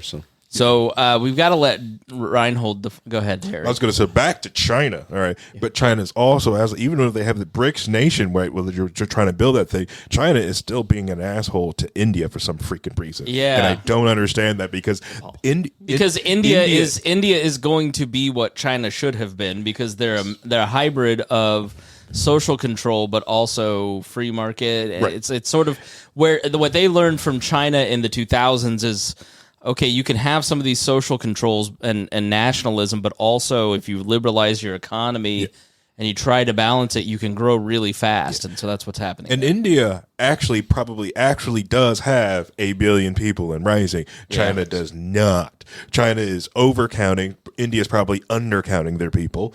Yeah. And it's, because I think even this last week they finally just trying to have talks right now in Russia right now because of China's moving in on the Himalayan, on the large point where they're trying to get people to get off their freaking border. So the whole Pacific NATO, because also the China's also messing with the Philippines. They have been going with the Shoal Islands, so that is still going on. So you have a lot. They've pissed off everyone out besides China, and I think Abe was always just, before he rested in peace, was just said like, hey, if China started invading like Taiwan, this is our chance. Our ships are going to Beijing. Yeah. But they're already doing this thing where they're already starting to push back on a lot of the disputed Russian border stuff. Correct. They got they know they can, and they're also they don't like North Korea being around, so they're not happy with what Russia's doing. So they're going to be fighting with Russia here real soon. So that whole thing's going to fall apart. Yeah, China's also taking territory from Russia too at the exact same time. They're fighting back from each other, which is ridiculous. Well, it's a good thing we're going to have a competent leader of the United States here You had to deal with a week. Yeah. So Who's That's not even Inner Mongolia. who's and thoughtful. considerate about things. It takes on all different information and makes Romney good Newsom decisions. 2024. Can you imagine? This would be the most boring podcast ever. I'm ready for it. I know. I would have been good. You know what? That's what I keep telling people. It's like, man, I really hope someone's looking for Fetterman in 2028. Go for some Fetterman. I've got to let Rhinehold talk about Oh, yeah, fascism. you're right. Yes, that's right. We got to let him talk about fascism. You said fascism earlier. To me, this is one of those words that go ahead and crack it open. All right, if the three of us need to go to the restroom, now's a good time. Alcoholic beverage of choice. It's a drinking game. It's sort of one of those things that is thrown around a lot, but hard to define. Yep. So, what do you consider fascism to be in the American context in 2024? So the huge problem. Into the you mic, have- please. Yeah, the huge problem you have with the term fascism is that it has been used and misconstrued, and the definitions are all over the place on what it is. So even like Jonah Goldberg has a book about liberal fascism and stuff like that, and takes a lot of things in history and tries to paint a picture, which he even admits that some of it he kind of got wrong. And then you've got other people who say basically anything that's not what we think is the right way to run country, that's fascism, or this is fascism, that's fascism. Me personally, and I would never have called, and I never have called somebody like George Bush a fascist. Never have, because he wasn't, and neither was Reagan, and these people weren't fascists. They were called fascists by a bunch of people who just didn't know how to explain what they didn't like about him. Right. So they just found a term and they used it. The problem with that is that when you actually get to someone who is fascist, no one wants to hear it. Yeah, because the last 10 Republican presidents have all been called fascists, literally. Right. Yeah. And you can't go and look and see Trump and say, oh, he's just like all these other Republicans. I don't think anybody would say that. Right. In fact, if Reagan or Bush were in the Republican Party now, they would be kicked out for being worse than Romney. They're just leftists, right? And neocons or whatever you want to call them, because they aren't what this has turned into. And so there's some good writing out there. There's a guy named Umberto Eco who grew up in Italy fascism and has written a lot of books about fascism and kind of defined as what I use. Some people don't, but I use his 14 characteristics of what a fascist is. Get ready for all 14, boys. Settle in. I've got them pulled up. But the thing is that you'll see some of the characteristics on this list, and you can go look it up. It's a very short essay. It's not like a big book or anything. It's fascism, fascism. You can find it at a bunch of different places that posted it. But he does go over the 14 characteristics. He talks a little bit about what fascism is and his history with it, etc. And it's not a long read. All right, ChatGPT. What is Umberto Eco 14 points of fascism? Cool. I love ChatGPT. Cults of tradition. Fascist ideologies often root themselves in ancient myths and traditions, needing a return to them. And the thing that's important about that is it's a mythical cult of traditionalism. It's a mythical golden age. It's usually a couple different points in history kind of merged together. A good example is that he mentions in the book, the essay, that the Templar Knights of the Crusades merging with in Jerry Italy, Falwell. there was a specific where they took the Holy Grail and merged it with the Protocols of Zion. Right. And made them like that. So it's that type of thing. And we see this a lot in the modern fascist movements with a big focus on Rome. So he wrote this in 1995, by the way. So rejection of modernism. Mm-hmm. Fascism is suspicious of modern ideas, emphasizing irrationalism over the advancements in science and social progress that characterize modernity. Mm-hmm. Number 3, cult of action for action's sake. Fascism promotes action without reflection, where thinking is seen as weak and indecisive, favoring the immediate violent imposition of will. Disagreement is treason.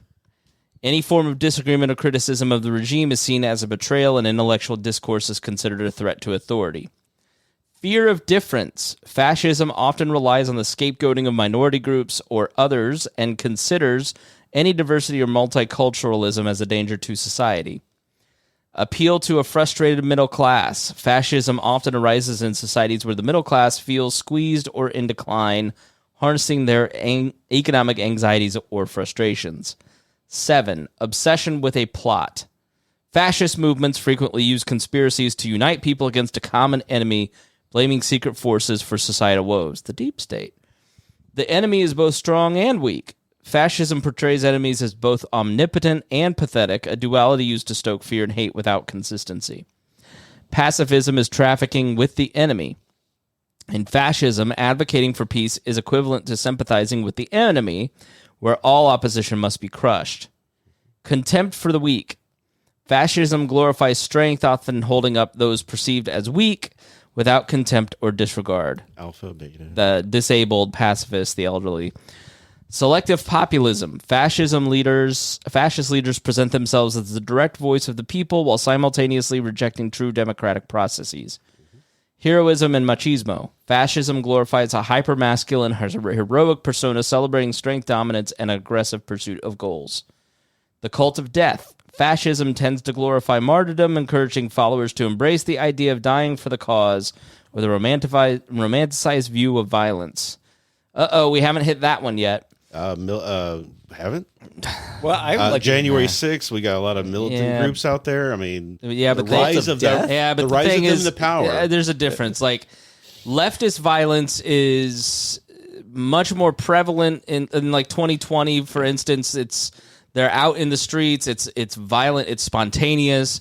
Or right-wing violence is much more plotted out and much more controlled, because you had January 6th. Look, the guy with the zip ties on January 6th was there with zip ties for a reason. Right. He didn't get the chance to use them because of the efforts of the Capitol Police. Right. But does anyone listening to this not think that guy with the zip ties would have used them on a congressman had he had the ability? Oh, yeah. Like, I know that you go listen to our episode from that where we had two people who were there.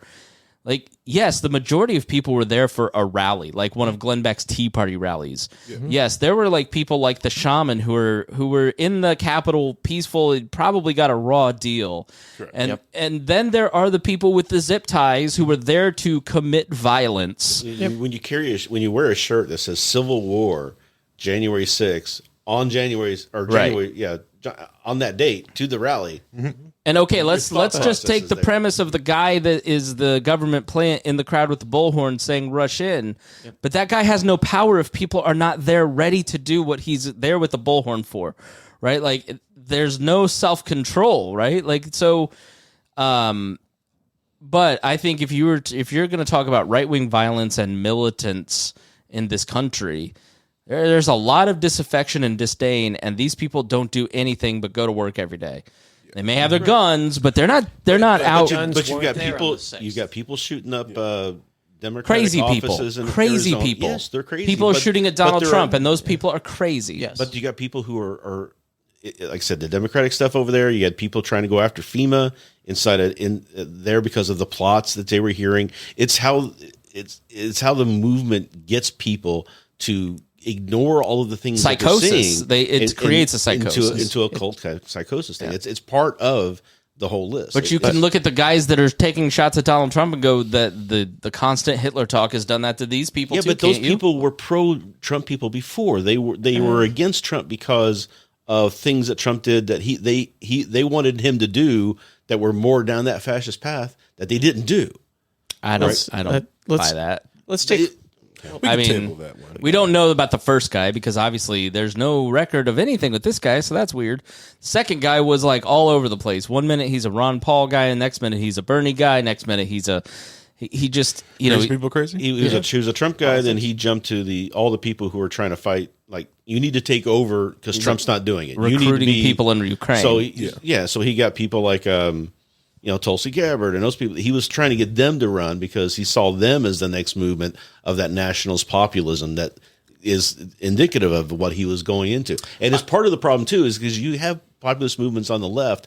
Those aren't fascist. They use some of the similar tactics, but they're not. They don't fall into the right thing. They're more like it's a different term. They're both totalitarian. They're both populist. They're both nationalist, but fascism uses a specific set of thought processes and maneuverings, the machismo thing, the weaker thing, the duopoly thing. It's more about messaging than it is about the actual goal. Because like National Socialism is basically just socialism and communism. Like there's not.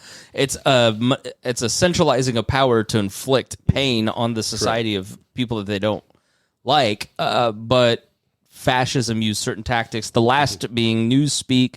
Fascist ideologies simplify language to limit complex thought, often using slogans, sound bites, and reducing vocabulary to prevent critical analysis. It was always a kind of anti-intellectually newspeak. It's not like the newspeak of we have these new terms like that people will use. It's more Kamala a case of, saying she's for freedom. but it's more like Peace is war. There's two genders, and that's just street biology, and you can't think about. Well, here's some complexities of this and that stuff. That's considered out of bounds. You have to have this, black and white. Things are this way, things are that way, and dumb things down to a way that people don't no longer question. They no longer question the topic at hand because they're told this is the way it is. Brian, We go the exact opposite direction, though, on some of this, where we sit there and tell you have teachers who are going out and saying that I don't use gender-based pronouns. I use they, them for all children at whatever age it is. Mm-hmm. They're making a choice to do that. And so, I mean, this kind of goes almost both directions. You can say, yeah, I agree. There's a spectrum on gender. There's a spectrum around sexuality. There's a spectrum on a lot of things. But we're talking about where, one side is saying everything's a spectrum and you need to respect everybody's pronouns and things like that. And the other side is saying, no, I don't have to respect your pronouns. And the rest of us are staying in the middle going, just don't be a jerk to each other. I don't care about your pronouns. But it's always been that way. It's always been the people. Let me stick up for Rhinehold. But like this argument about pronouns feels like part of what he was described in this document. Right. Let me kill the document so people can actually. I don't think you want to see us. We're not getting comments for whatever reason. So if you've left comments, I'm sorry. But it feels like such a why are we arguing about this thing that affects 0.002% of the population? Mm-hmm. It is dehumanizing this population and making them a punching bag because they're the others. Mm-hmm. Yep. And so engaging, I have my thoughts, but we've never had that conversation here on the show because there's no point in participating in the dehumanization and participating in these conversations that are distractions from what matters, which is who holds power, who's wielding power, and what are they going to do with it. Right. And so that's how I view a lot of those kind of conversations. Because a lot of the different laws that it does around it, like trans people, these have been concrete laws that have been going on for over 20 years now. Yeah. That's why we're why are they allowed to do this? Because we've said we did this. We already did this. We don't know why you're the separation of sex and gender as being the same thing. We say, okay, now gender is more about into the mic. More about the societal belief of how certain people who are of a certain gender act, like you're a whether you're a tomboy or a masculine or a feminine or a femboy or all these different things where you have different different areas where people kind of are. Doesn't have to be tied to what gender they are. You can be. Let's get back to fascism. All right. So, we're not going down that rabbit hole. So with fascism, right-wing back violence, to fascism, wussy boy. Right-wing violence has also been it also has to get capped, and it's also almost like they're, I think, keeping their powder dry at this stage of the game right now. They are just guy is going to give up his $180,000 F-250 and his $1.2 million house to go shoot up a bunch of nonsense. If why would you go to jail? Correct. And I think that's a big reason why you saw so many of these January 6th guys go to jail, is to say to the middle class guy, this isn't worth it. Correct. There's still a centralized force that can mete out justice if you have evil intent, right? Which is very important because of the right-wing, gun boner that they have, they have so many weapons. You have to make sure that stays in check. All right. The left-wing violence is also dangerous too. Don't get me wrong. I think the left the complete disservice, Antifa doesn't exist. It's okay, then who the heck has been burning everything down? Right. Who are these people? Tim Walz is responsible for a lot. There's no excuse for what happened in the riots in 2020, and the fact that they weren't policed, and it was in a lot of ways not dealt with quickly. Like here in Indianapolis, the mayor was just missing for the weekend. Well, let's just go back to 2016 and the inauguration of Trump. They destroyed D.C. Let's not forget and they about will the again. left destroyed D.C. Yeah, but no, the right wing camps are they are I don't want to say they're preparing for violence, but they have completely violent tendencies against anyone who doesn't look or act like them. They're there, they exist, and they've been ginned up with dog whistles from other podcasts that wear beanies that keep saying Civil War every 5 minutes. Yeah. I just watched a creation of a new militia in Tennessee where he's getting up and making these statements, and it's just like it's almost like creating a religion of fighting back against the people, and they see themselves as the new patriots, right? And they want to get those people who were put in jail on January 6th. They want them out of jail. They want them freed because they were actually the patriots. Yep. It's just it's weird to watch how that went from that day where a lot of people were saying these guys should go to jail, this is wrong, to now embracing them and saying that they were the patriots and we should move and do more of this. Yeah, so let's talk about the period between Election Day and is January 6th always the day of of the vote totals and the counting? I think it's different every year. Is it different every year? Whatever day. It's like the first. Whatever. Yeah, I think it's first Tuesday. All right. Yeah, of the year. Or second Tuesday. I just don't see how we get through the next 3 to 4 months without violence from either side. I mean, is that crazy? I mean, here's my thing. I know that a lot of this sounds far-fetched, but you folks listening, we pay attention to a lot of this stuff, and we're trying to think about it from a larger view and from a historical perspective, and I just don't see how we get through the next 3 months without violence. Hopefully there's no assassinations. Hopefully nobody dies. Hopefully nobody loses their business. We don't want there to be violence of any kind. I don't think that you can have the American government be overthrown through violence. I do think you could have a January 6th at a bunch of different state capitals, or maybe some violence against vote counters, or electors, or they're trying the stolen elector thing again. That didn't work last time, but this time they're going to try again. Even though he's not coming from a position of power, he's coming outside the office. Remember, if Vance were vice president instead of. Yeah, but I mean, we have to deal with them now, right? Yeah, like, we're dealing with now. If you're dealing with now, like, that close. What kind of violence could you see? The violence that you'd see is Trump wins, MLK assassination night riots across the country in cities ranging from Indianapolis to New York to D.C., like the day that Breonna Taylor's verdict was read out and Louisville puts garbage trucks everywhere to kind of corral the violence and just say, sorry, you're going to lose your apartment building because of these lefties and Antifa. I think that's a certainty in my mind, especially if he wins. If Trump loses, I think you're going to see that play out kind of like 2020, where there's a slow burn of like, maybe there's still a chance, but we are going to see a proliferation dwarfing 2020 in terms of misinformation. Thanks to foreign actors and then just the systems that we have built of information that have been so deeply grooved in since COVID. That I think is a certainty from both sides. Both sides, if Trump wins, Democrats will think this was stolen. If Trump loses, Republicans will think this is stolen. And the president is going to go in with their legitimacy questions. The Supreme Court now, their legitimacy is questioned. Congress has never had legitimacy in the minds of the American people. 4% approval? Yeah. So I think we are, especially with facing some of those bigger challenges that we talked about earlier, we could be in for a very rough period over the next few years. So Kamala, since she's vice president, she would be supervising over the vote. Correct. And that's going to cause havoc. And if this is tied and you get 269, and it goes into the moving to House, Germany. Worst case scenario. or Trump could win the popular vote and lose the electoral college, and that would be crazy. Or no, there's some, like Harry Enten of CNN said that's a possibility because of his. Trump is increasing with black men, Latinos.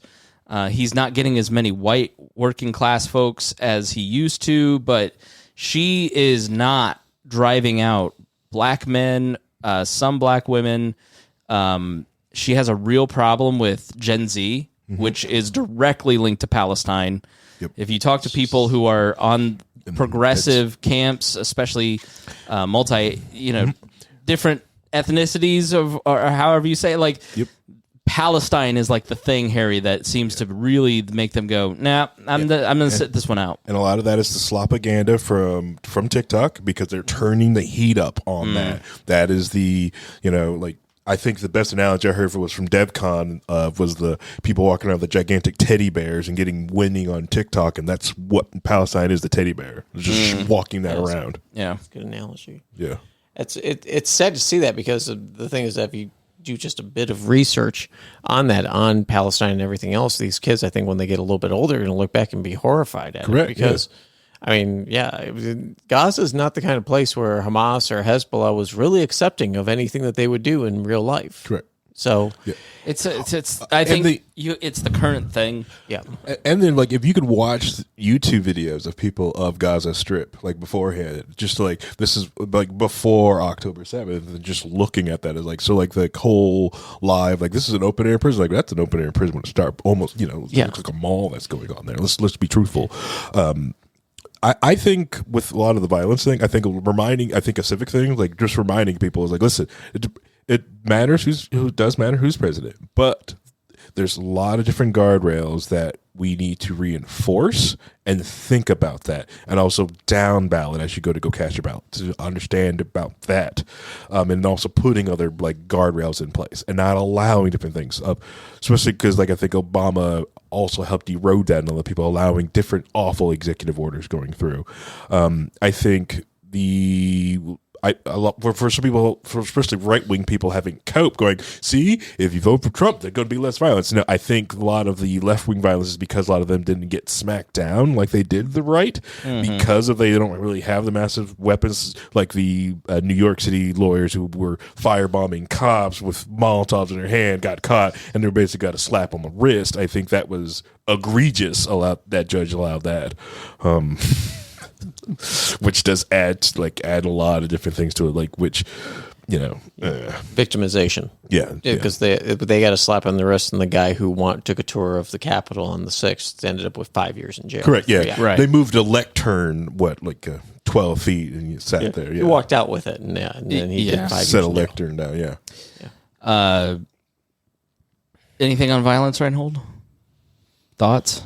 I have no idea. I mean, I think a lot of it plays out with how the election turns out. If it's very, very, very, very, very close, I think there's going to be a lot more problems. If it's a much more clear winner of some sort, and we've got 40% of the possibility is that it's going to be somebody sweeping the battleground states, one or the other.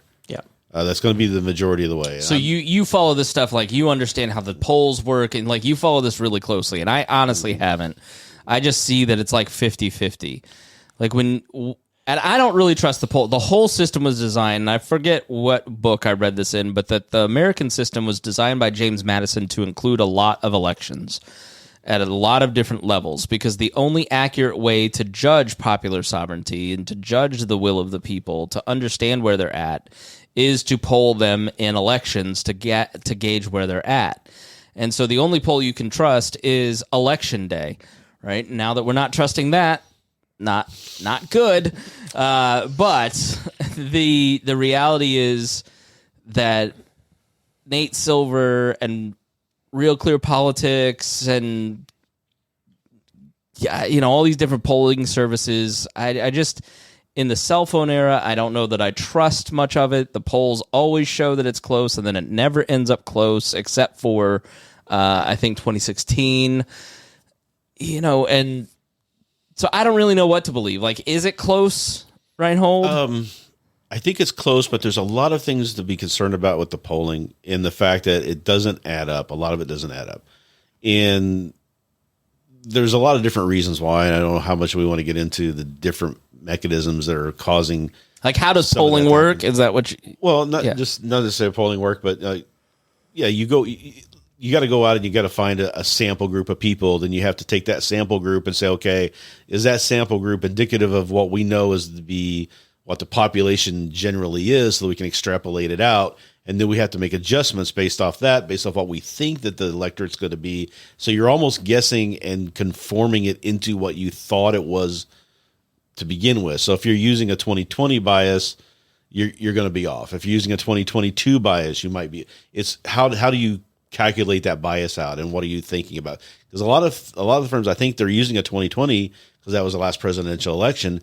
But since then, we've had the Dobbs case come through, and a lot of things happen that I think is going to throw that completely out of whack. So they could be miscounting or miscalculating what the numbers are really saying based off that. Now, you've got which is kind of why Dobbs really was overturned the 2022 elections, because people didn't realize how much that was going to be a big deal. Yep. And you look at the Georgia early returns, like of who has voted. You can't see how they voted, but you see who has voted. It's 60% of the people in Georgia are Democrats that have voted.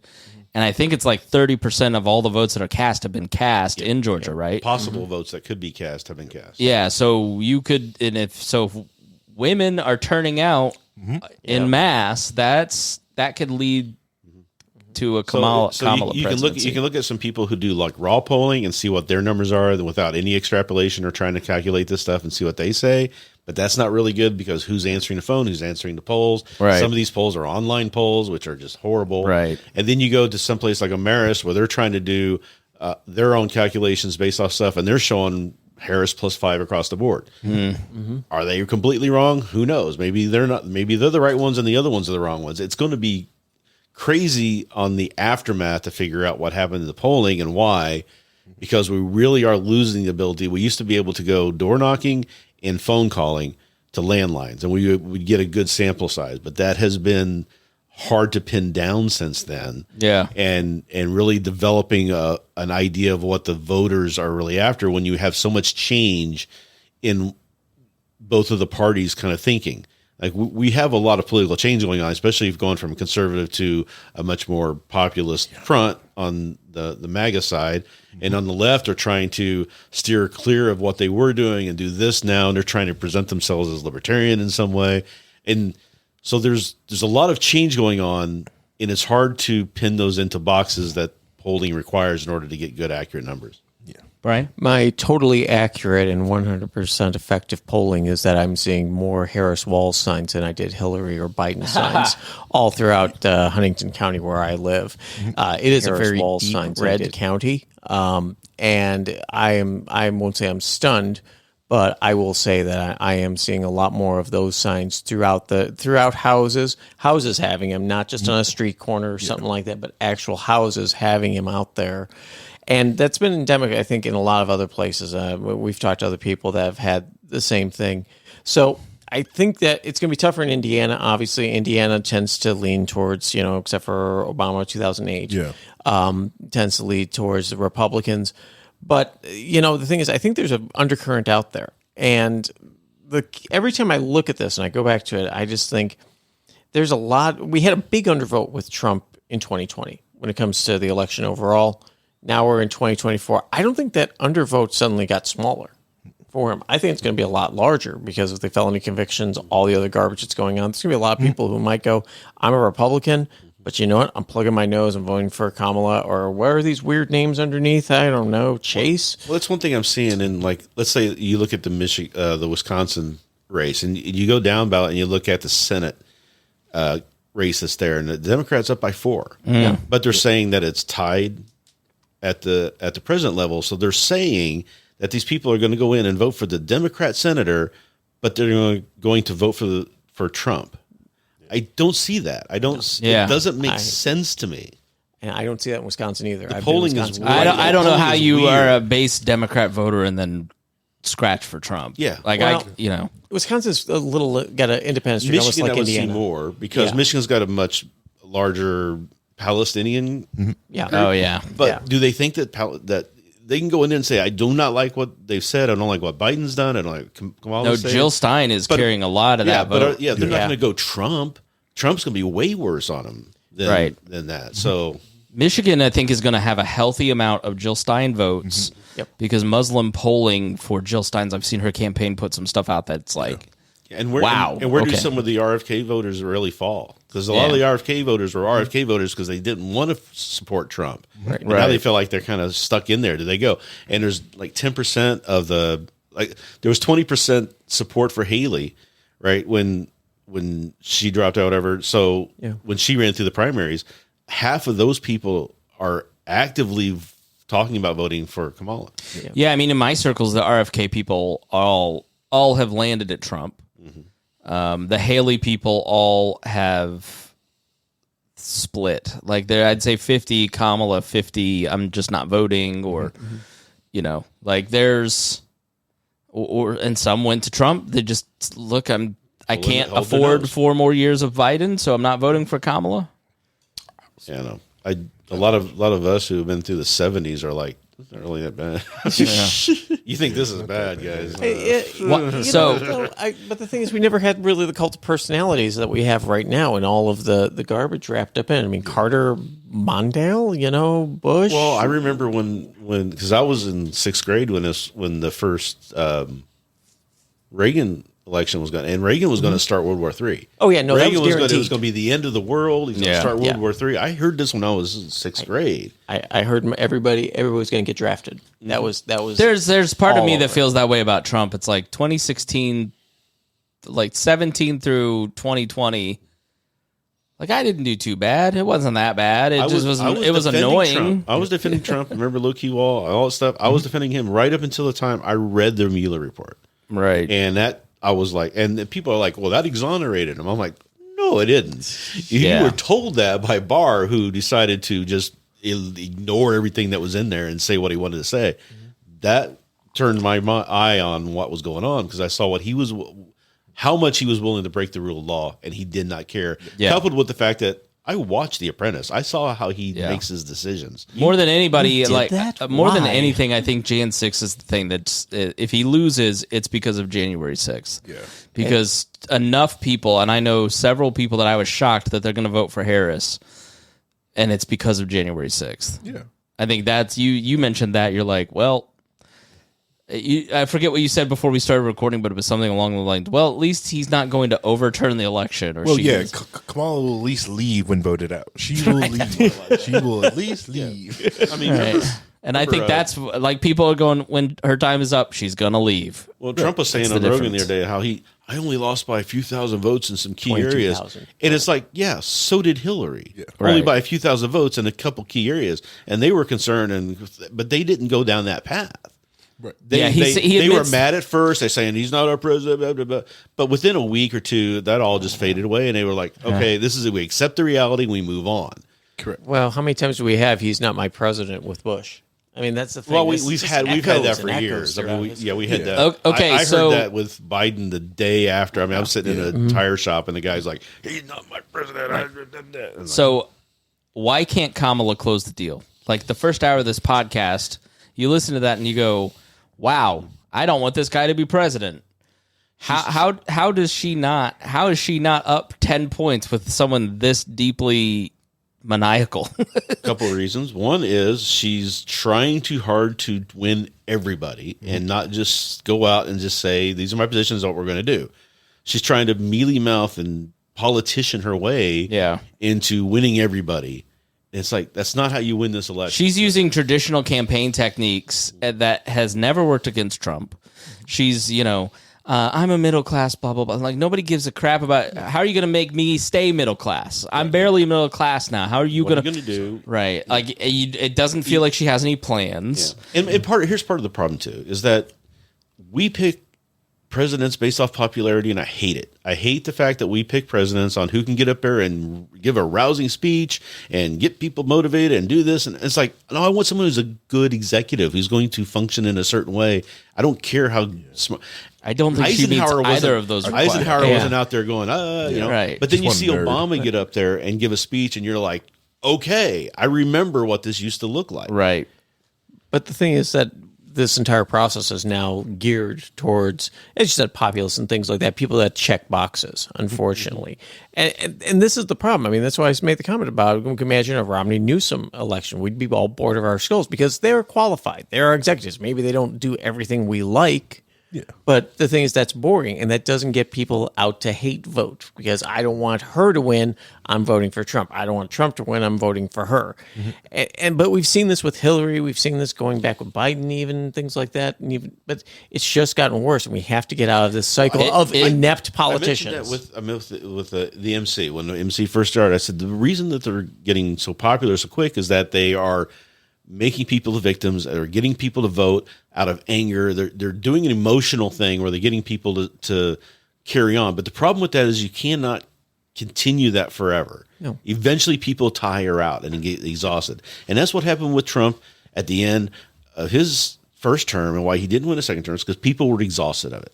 Now people had time to go sit back and think about it for a little while. And maybe it wasn't so bad. Maybe Right. things, And they're you starting also to have come back in. his misinformation channels. Oh, And yeah, right. No lies and it's stuff. the greatest heist ever. He caused the inflation by shutting down the economy, putting Fauci in charge, depressing supply, and then increasing demand with stimulus. And then somehow we blame Joe Biden. I don't get how that worked. But I think it's interesting that we are constantly told about the predatory leftist elites and how they have a near total domination of American life. And then Beyonce gets up at a Kamala rally and literally nobody cares. It just falls flat. You have Taylor Swift. It's 50. It's entertainment. The media is trying hard. There just seems to be this feeling of certainty that he's going to win. That it feels like there is the counterculture against that. The cathedral. You remember when they all parroted that bit, right? Like of the elite institutions in Hollywood, higher education, media. These really feel like they have no power whatsoever, even though we're constantly told that they're dominating. And if Trump wins, Harry, it feels like that whole argument is BS, because if they're really so dominant, then how did the guy that they dread, that they shake in terror over, actually beat them? Is cancel culture dead, Harry? Cancel culture, I don't know. Like, it kind of existed, but didn't exist. It was just kind of like BS crap that just happened on Twitter, Right? Or X. Yes, or X. Well, But it's really cancel culture is really a libertarian viewpoint, but yeah, If you say the N-word, you will get fired. That's just how it works. Sorry. You're not being canceled. unless you have the New Ham LPNH. Yeah. I don't know. unless your name is Coffee. Sorry. Allegedly. You can get a big audience if you say it too. I don't know. No, that's the other thing is like that always like bothered me too. Is like the cathedral is supposed to be all powerful, all do them this, or like even like the teacher thing. I was like, listen, yeah, if they can do all this, then why aren't the teachers making the kids read and do their homework? I don't understand. Yeah, if I can brainwash my kids, is what teachers will say. If I can brainwash the kids, I get them to sit down and learn their alphabet and do the math. I can't even get them to do that stuff, and you think I'm telling them how to think about politics in the world, right? And vote and love and do all this other stuff. Oh yeah, super old. I think a lot of people don't remember when they were in school how much they just did not care what their teacher said. Yeah. Leftist domination, Brian.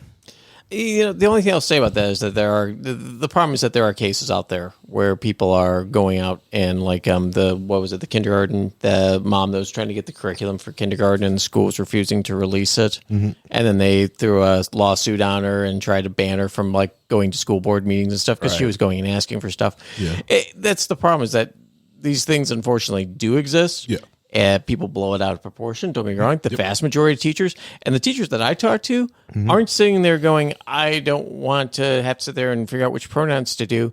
They go, I've got 17 IEPs. I've got to teach 17 different ways in each class. And if I screw one up, I get fired and I lose everything. And that's the problem. And that's the problem with the ineptness and things like that, because now we've asked them to try to do everything. The schools, like you said earlier, were like a welfare, for the communities and stuff like that. But now it's extending so far. It's just, when you sit there and look at that, all of this ineptness in there, and nobody's going to say, we're going to make this better. Right. Nobody at all. Everything's bad when you institute politics into it. That's why I think the departments, all the stuff that's the executive run, should be run by NGOs and maybe have a little small government oversight. But the problem is that when you get government involved into those things, you're introducing politics into them. And I don't want politics involved in how our natural resources are being managed, or the transportation is happening, or the education's happening. Keep the politics out of it. The only way you're going to do that is to keep the government out of it. And that's where we should be looking to solve. But we're not there. And since we're not there, how do we deal with it? And that's the problem. Well, I don't want any of your libertarian solutions. Yeah, okay, Mr. Reform Rhino Libtard. I know literally somebody said to me, like, what was it? It was, I said, well, Dennis was telling me, and they yelled, well, Dennis is a liberal. And I said, but Dennis is right about this. And I have this weird thing where I have families and friend circles. Like when I go on the pat down and I'm in Atlanta, the pressure and the feeling of disloyalty because I'm not voting for Kamala, or in family circles, friend circles here, the disloyalty that I'm not voting for Trump, that I'm a secret. I'm pretty sure my mother-in-law thinks I'm voting for Kamala because I make memes about how awful Trump is and I talk about that. And I don't care if I vote for Kamala, if I vote for Donald Trump, if I vote for Chase Oliver, if I don't vote, that's not changing my worth as a person. That's not changing my standing in their life. And if it does, that's on them. Like this weird notion that somehow if you vote differently than me, you are a less than, like, it's an otherization. It's just a fact of polarization, tribal thinking. Like, I'm sorry, I'm not voting the way you want, but you can't sit here and tell me that I don't love you because I don't agree with who should be president. Yeah. But they have been so, like, you don't care about people. Well, yeah, I care a lot about people. It's just that I don't see government solutions as the way to do that because I care about people. Yeah. It's ineffective. So I don't know. Have you guys faced any of that where family and friends, like, because you're not doing what I want you to do, you're not... Gee, I think you don't love me. What that's like? I think one thing that we didn't love you and we tease you. No, but the thing is that Rhinehold hits on a lot of time is critical thinking. Yeah. A lot of these people don't do critical thinking. They also, I'm noticing that some of these people do not have free will. They have none. They are robots. I don't know how they're living. There is no inner conductor. They're thinking on themselves. Yeah. They're just parroting things off of boxes, and it's just it's goofy. It's weird when you realize these people exist out there. We just give you crap, Rhinehold, because I like to poke you because you give good arguments. But what's funny is that when Obama was in, I wasn't on this group and doing the podcast, but I was writing articles. I've been writing articles about politics since the late '80s.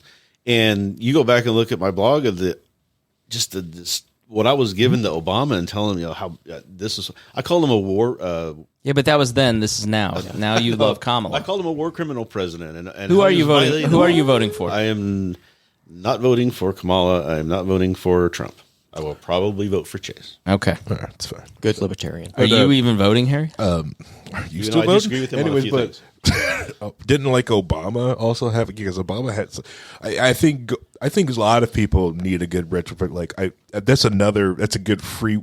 The two good ways to check, like especially someone on the left for free will, is talk about the Rittenhouse case and Obama. It is a good way to find out, like, okay, you've critical thought about what's going on. Am I voting? I'm probably going to. I need to vote because there's a lot of different local stuff that's going on.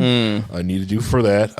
So definitely going doing that because there's a lot of people in our local community that I enjoy and I need them to stay on the board because if they don't, then I need to step up and I don't want to. Yeah. I think there's something like it's always the top of the ticket and then the votes diminish as it goes down. So we like have a very important government race or governor race this year. So so like 60% of people will vote for president, and then by the time you get to town council, it'll be like 22%. Right? So people just go, all right, I'm done. I don't know any of these people. I'm just moving on.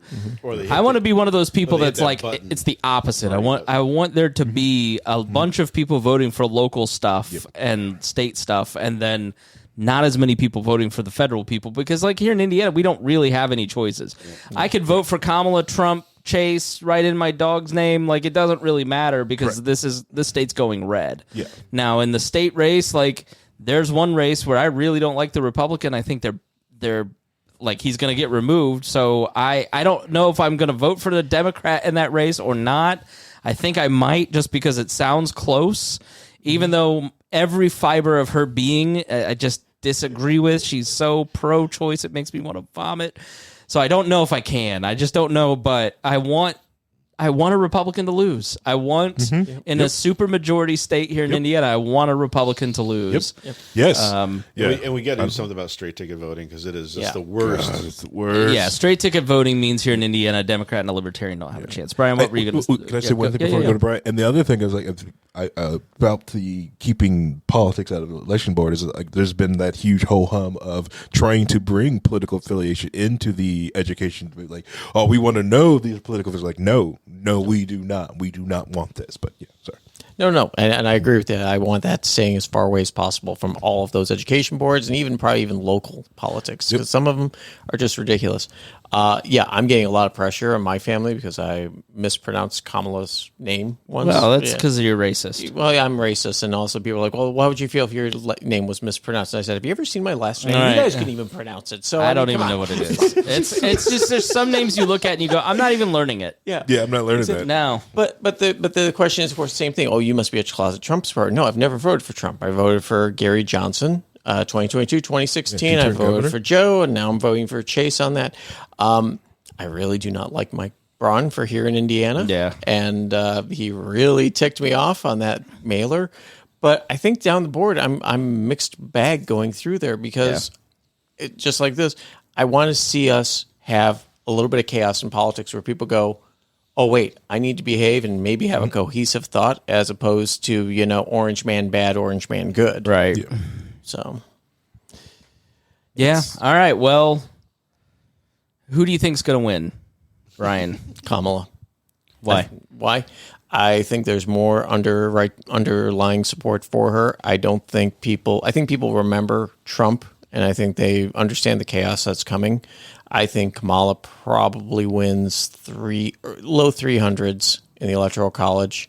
She probably sweeps the battleground states, or at least gets darn close. Popular vote's going to be closer, but I still think she probably ends up winning. Harry? Honestly, government will always win. Unfortunately. Finally, some libertarianism on this show. But no, I'm gonna have to. I want to give it. I'm also giving with. What is it? Kamala. Whatever. Who cares? Yeah. Who cares? Maya Rudolph is who I'm choosing. I think that's who's going to win. It's going to be by a very thin margin, which is going to tick off a lot of different people. And it's going to be awful, up until. But that's my opinion. Because just like Brian was talking about, like seeing more like Harris signs, I have seen a lot less Trump signs in my neighborhood. That is also I've noticed too is the lack of Trump signs.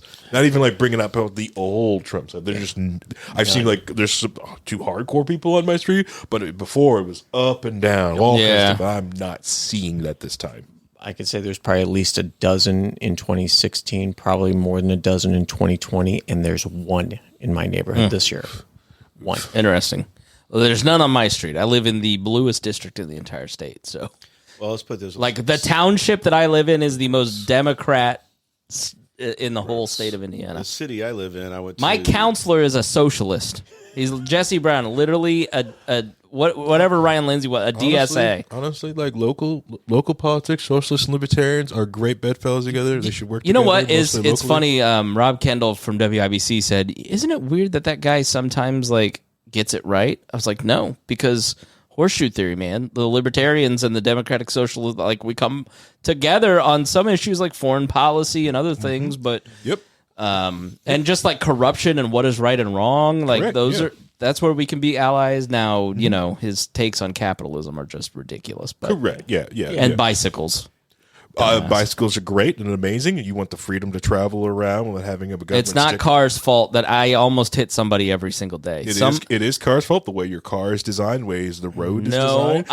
It is the drunk guy that crawls out into the middle of the street when the light is green that he gets hit. But if the road was designed correctly, he could have crawled out there and it would have been fine. Are there not houses for the poor? All right, Rhinehold. I'll say the city I live near, because I don't live in a city. I live very rural. I went to get something from the supermarket and it's we're talking like 1,000 people, 1,200 people maybe.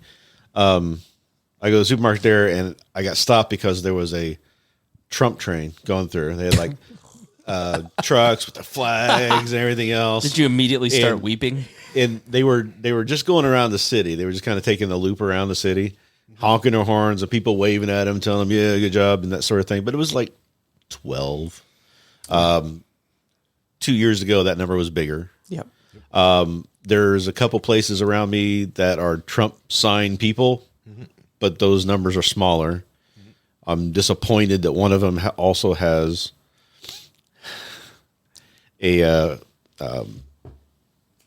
Jason. no governor Rainwater? sign. Oh, yeah. How their dare yard. he? We gotta Trump, take it when you can. rainwater. I'm like, This is the Libertarian candidate for governor here in Indiana. but, and I have like 5 rainwater signs in my porch. If anybody wants any, I've got some. I've got one in mind. So I see things when I'm looking at the numbers, when I'm looking at the polling, something smells off to me, very much so. I still think we're seeing a similar effect that's going to be like 2020, where everybody thought that the Republicans are going to do much better than they did. I think we're going to see a similar thing here. I don't think it's going to translate into the Senate as much. I think the Senate is going to go red. I think the House is up in air. I don't know. The House may be, because if you look at the generic things, when you see the like Kamala's favorability numbers are higher than Trump's. Yeah, but yeah, by When a you lot. see who do you want to be generically, who do you want to run the Congress? Democrats over Republicans. And you see those numbers, and then you see things different in the polling. I think that is telling me the polling is off.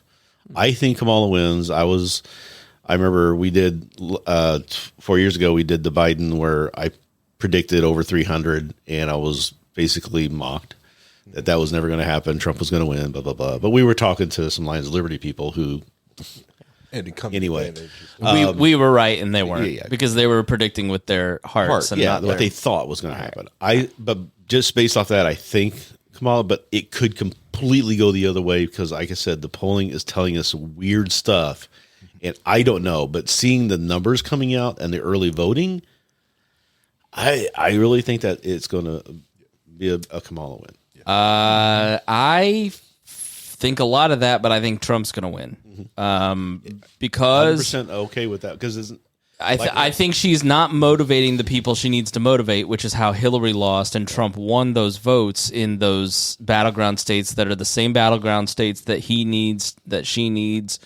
And, we're here in the Midwest, and I think it's that societal pressure to conform around the people that that you live with. I think that has an effect on people. I think people's economic situation, it's the economy, stupid. Yesterday was Carvel's 80th birthday. Like, there's this very real sense of like, I can't vote for Kamala because economically I cannot afford 4 more years of Joe Biden. And, she's also very anti-coal and pro-green energy, and that's going to play in Pennsylvania and Wisconsin, Michigan, and some of these blue-collar areas.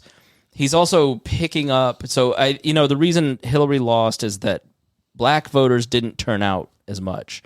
Biden won because black voters did turn out, but he also took enough white working class folks that it put him over the top over Trump.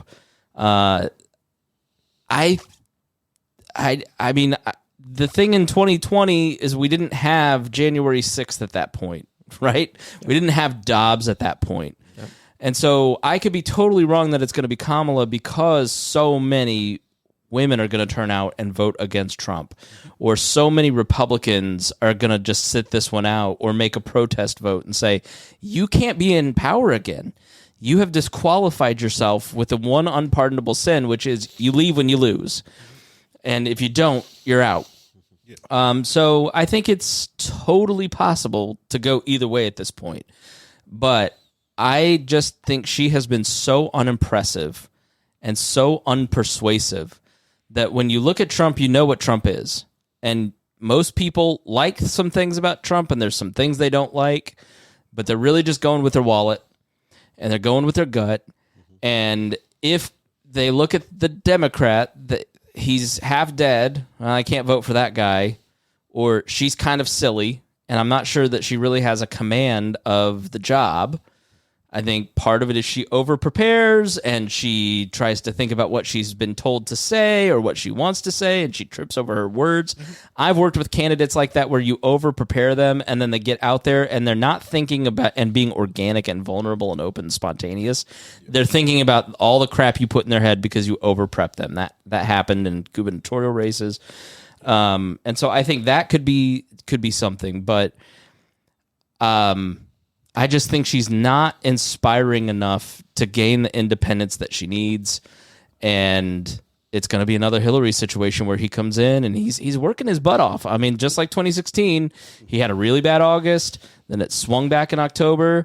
2 days ago, he was up at 7:30 doing interview. Then he had a rally, then an interview. Then he gets back home at 1:30 p.m. That's what he was doing, in 2016. And in 2020, he couldn't do that, so he lost. And what's so funny is there's just an energy there, and I think that momentum may help him.